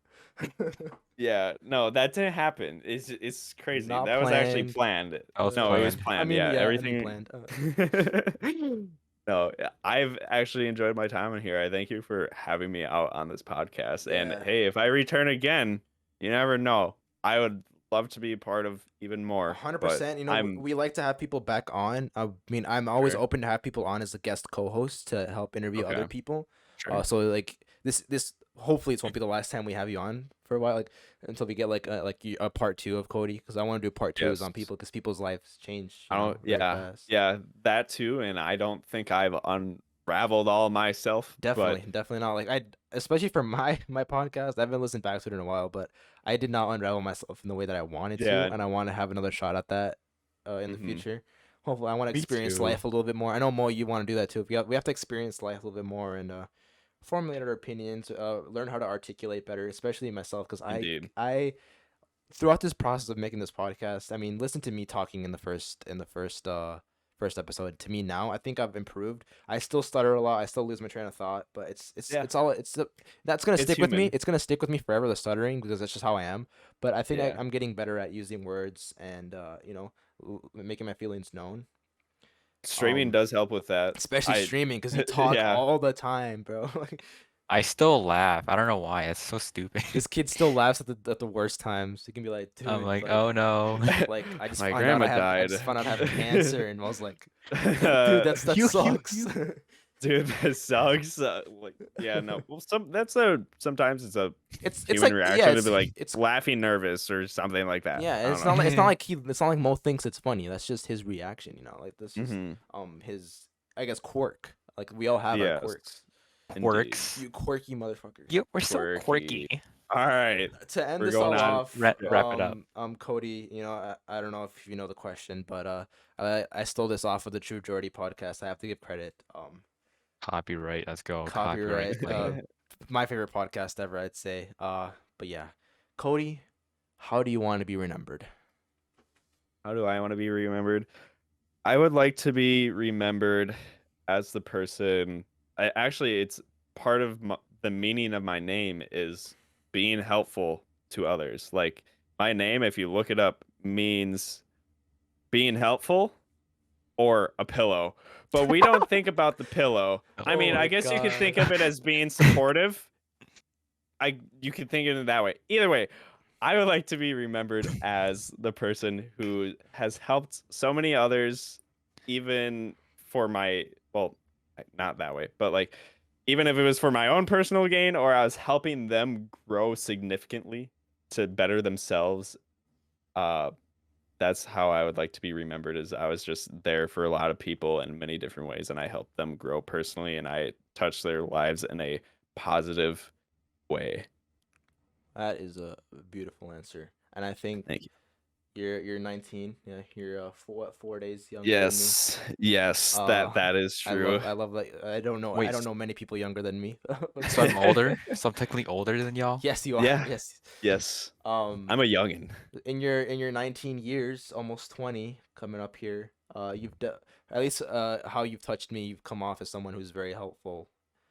Thank And you. I you're appreciate it. definitely living up to what you want to be. So continue that, man, because you are definitely on that path, and you have a lot of Yeah. things going for you. You just got that job. You have so many creative aspirations, and we haven't had much luck with getting numbers and stuff, and that's okay. Like it'll come. I know you have that like that work what's it called, like that work rate Work ethic, work ethic work rate. to get to where you want to be, and I fully believe that you will be somewhere within the next 5 years. Thank you. I appreciate it. Hopefully and it's where you want to be. myself, yeah, I hope for myself, I kind of have that little plan made up too. But like you said, you hope the best for me, and I hope for the best for myself. Lovely, lovely, lovely. Thank you guys so much. Like I said, if you've listened to this entire thing, hit me up, and Absolute champ. we will have some meals together. Thank you guys so much for listening to yet another episode. More episodes are going to be coming. I'm so hyped. This episode got me hyped to keep doing this. Stay tuned to the Eager Podcast, because we will be going crazy. I promise you guys. Oh, cray. Episodes every day starting tomorrow. No, what the fuck?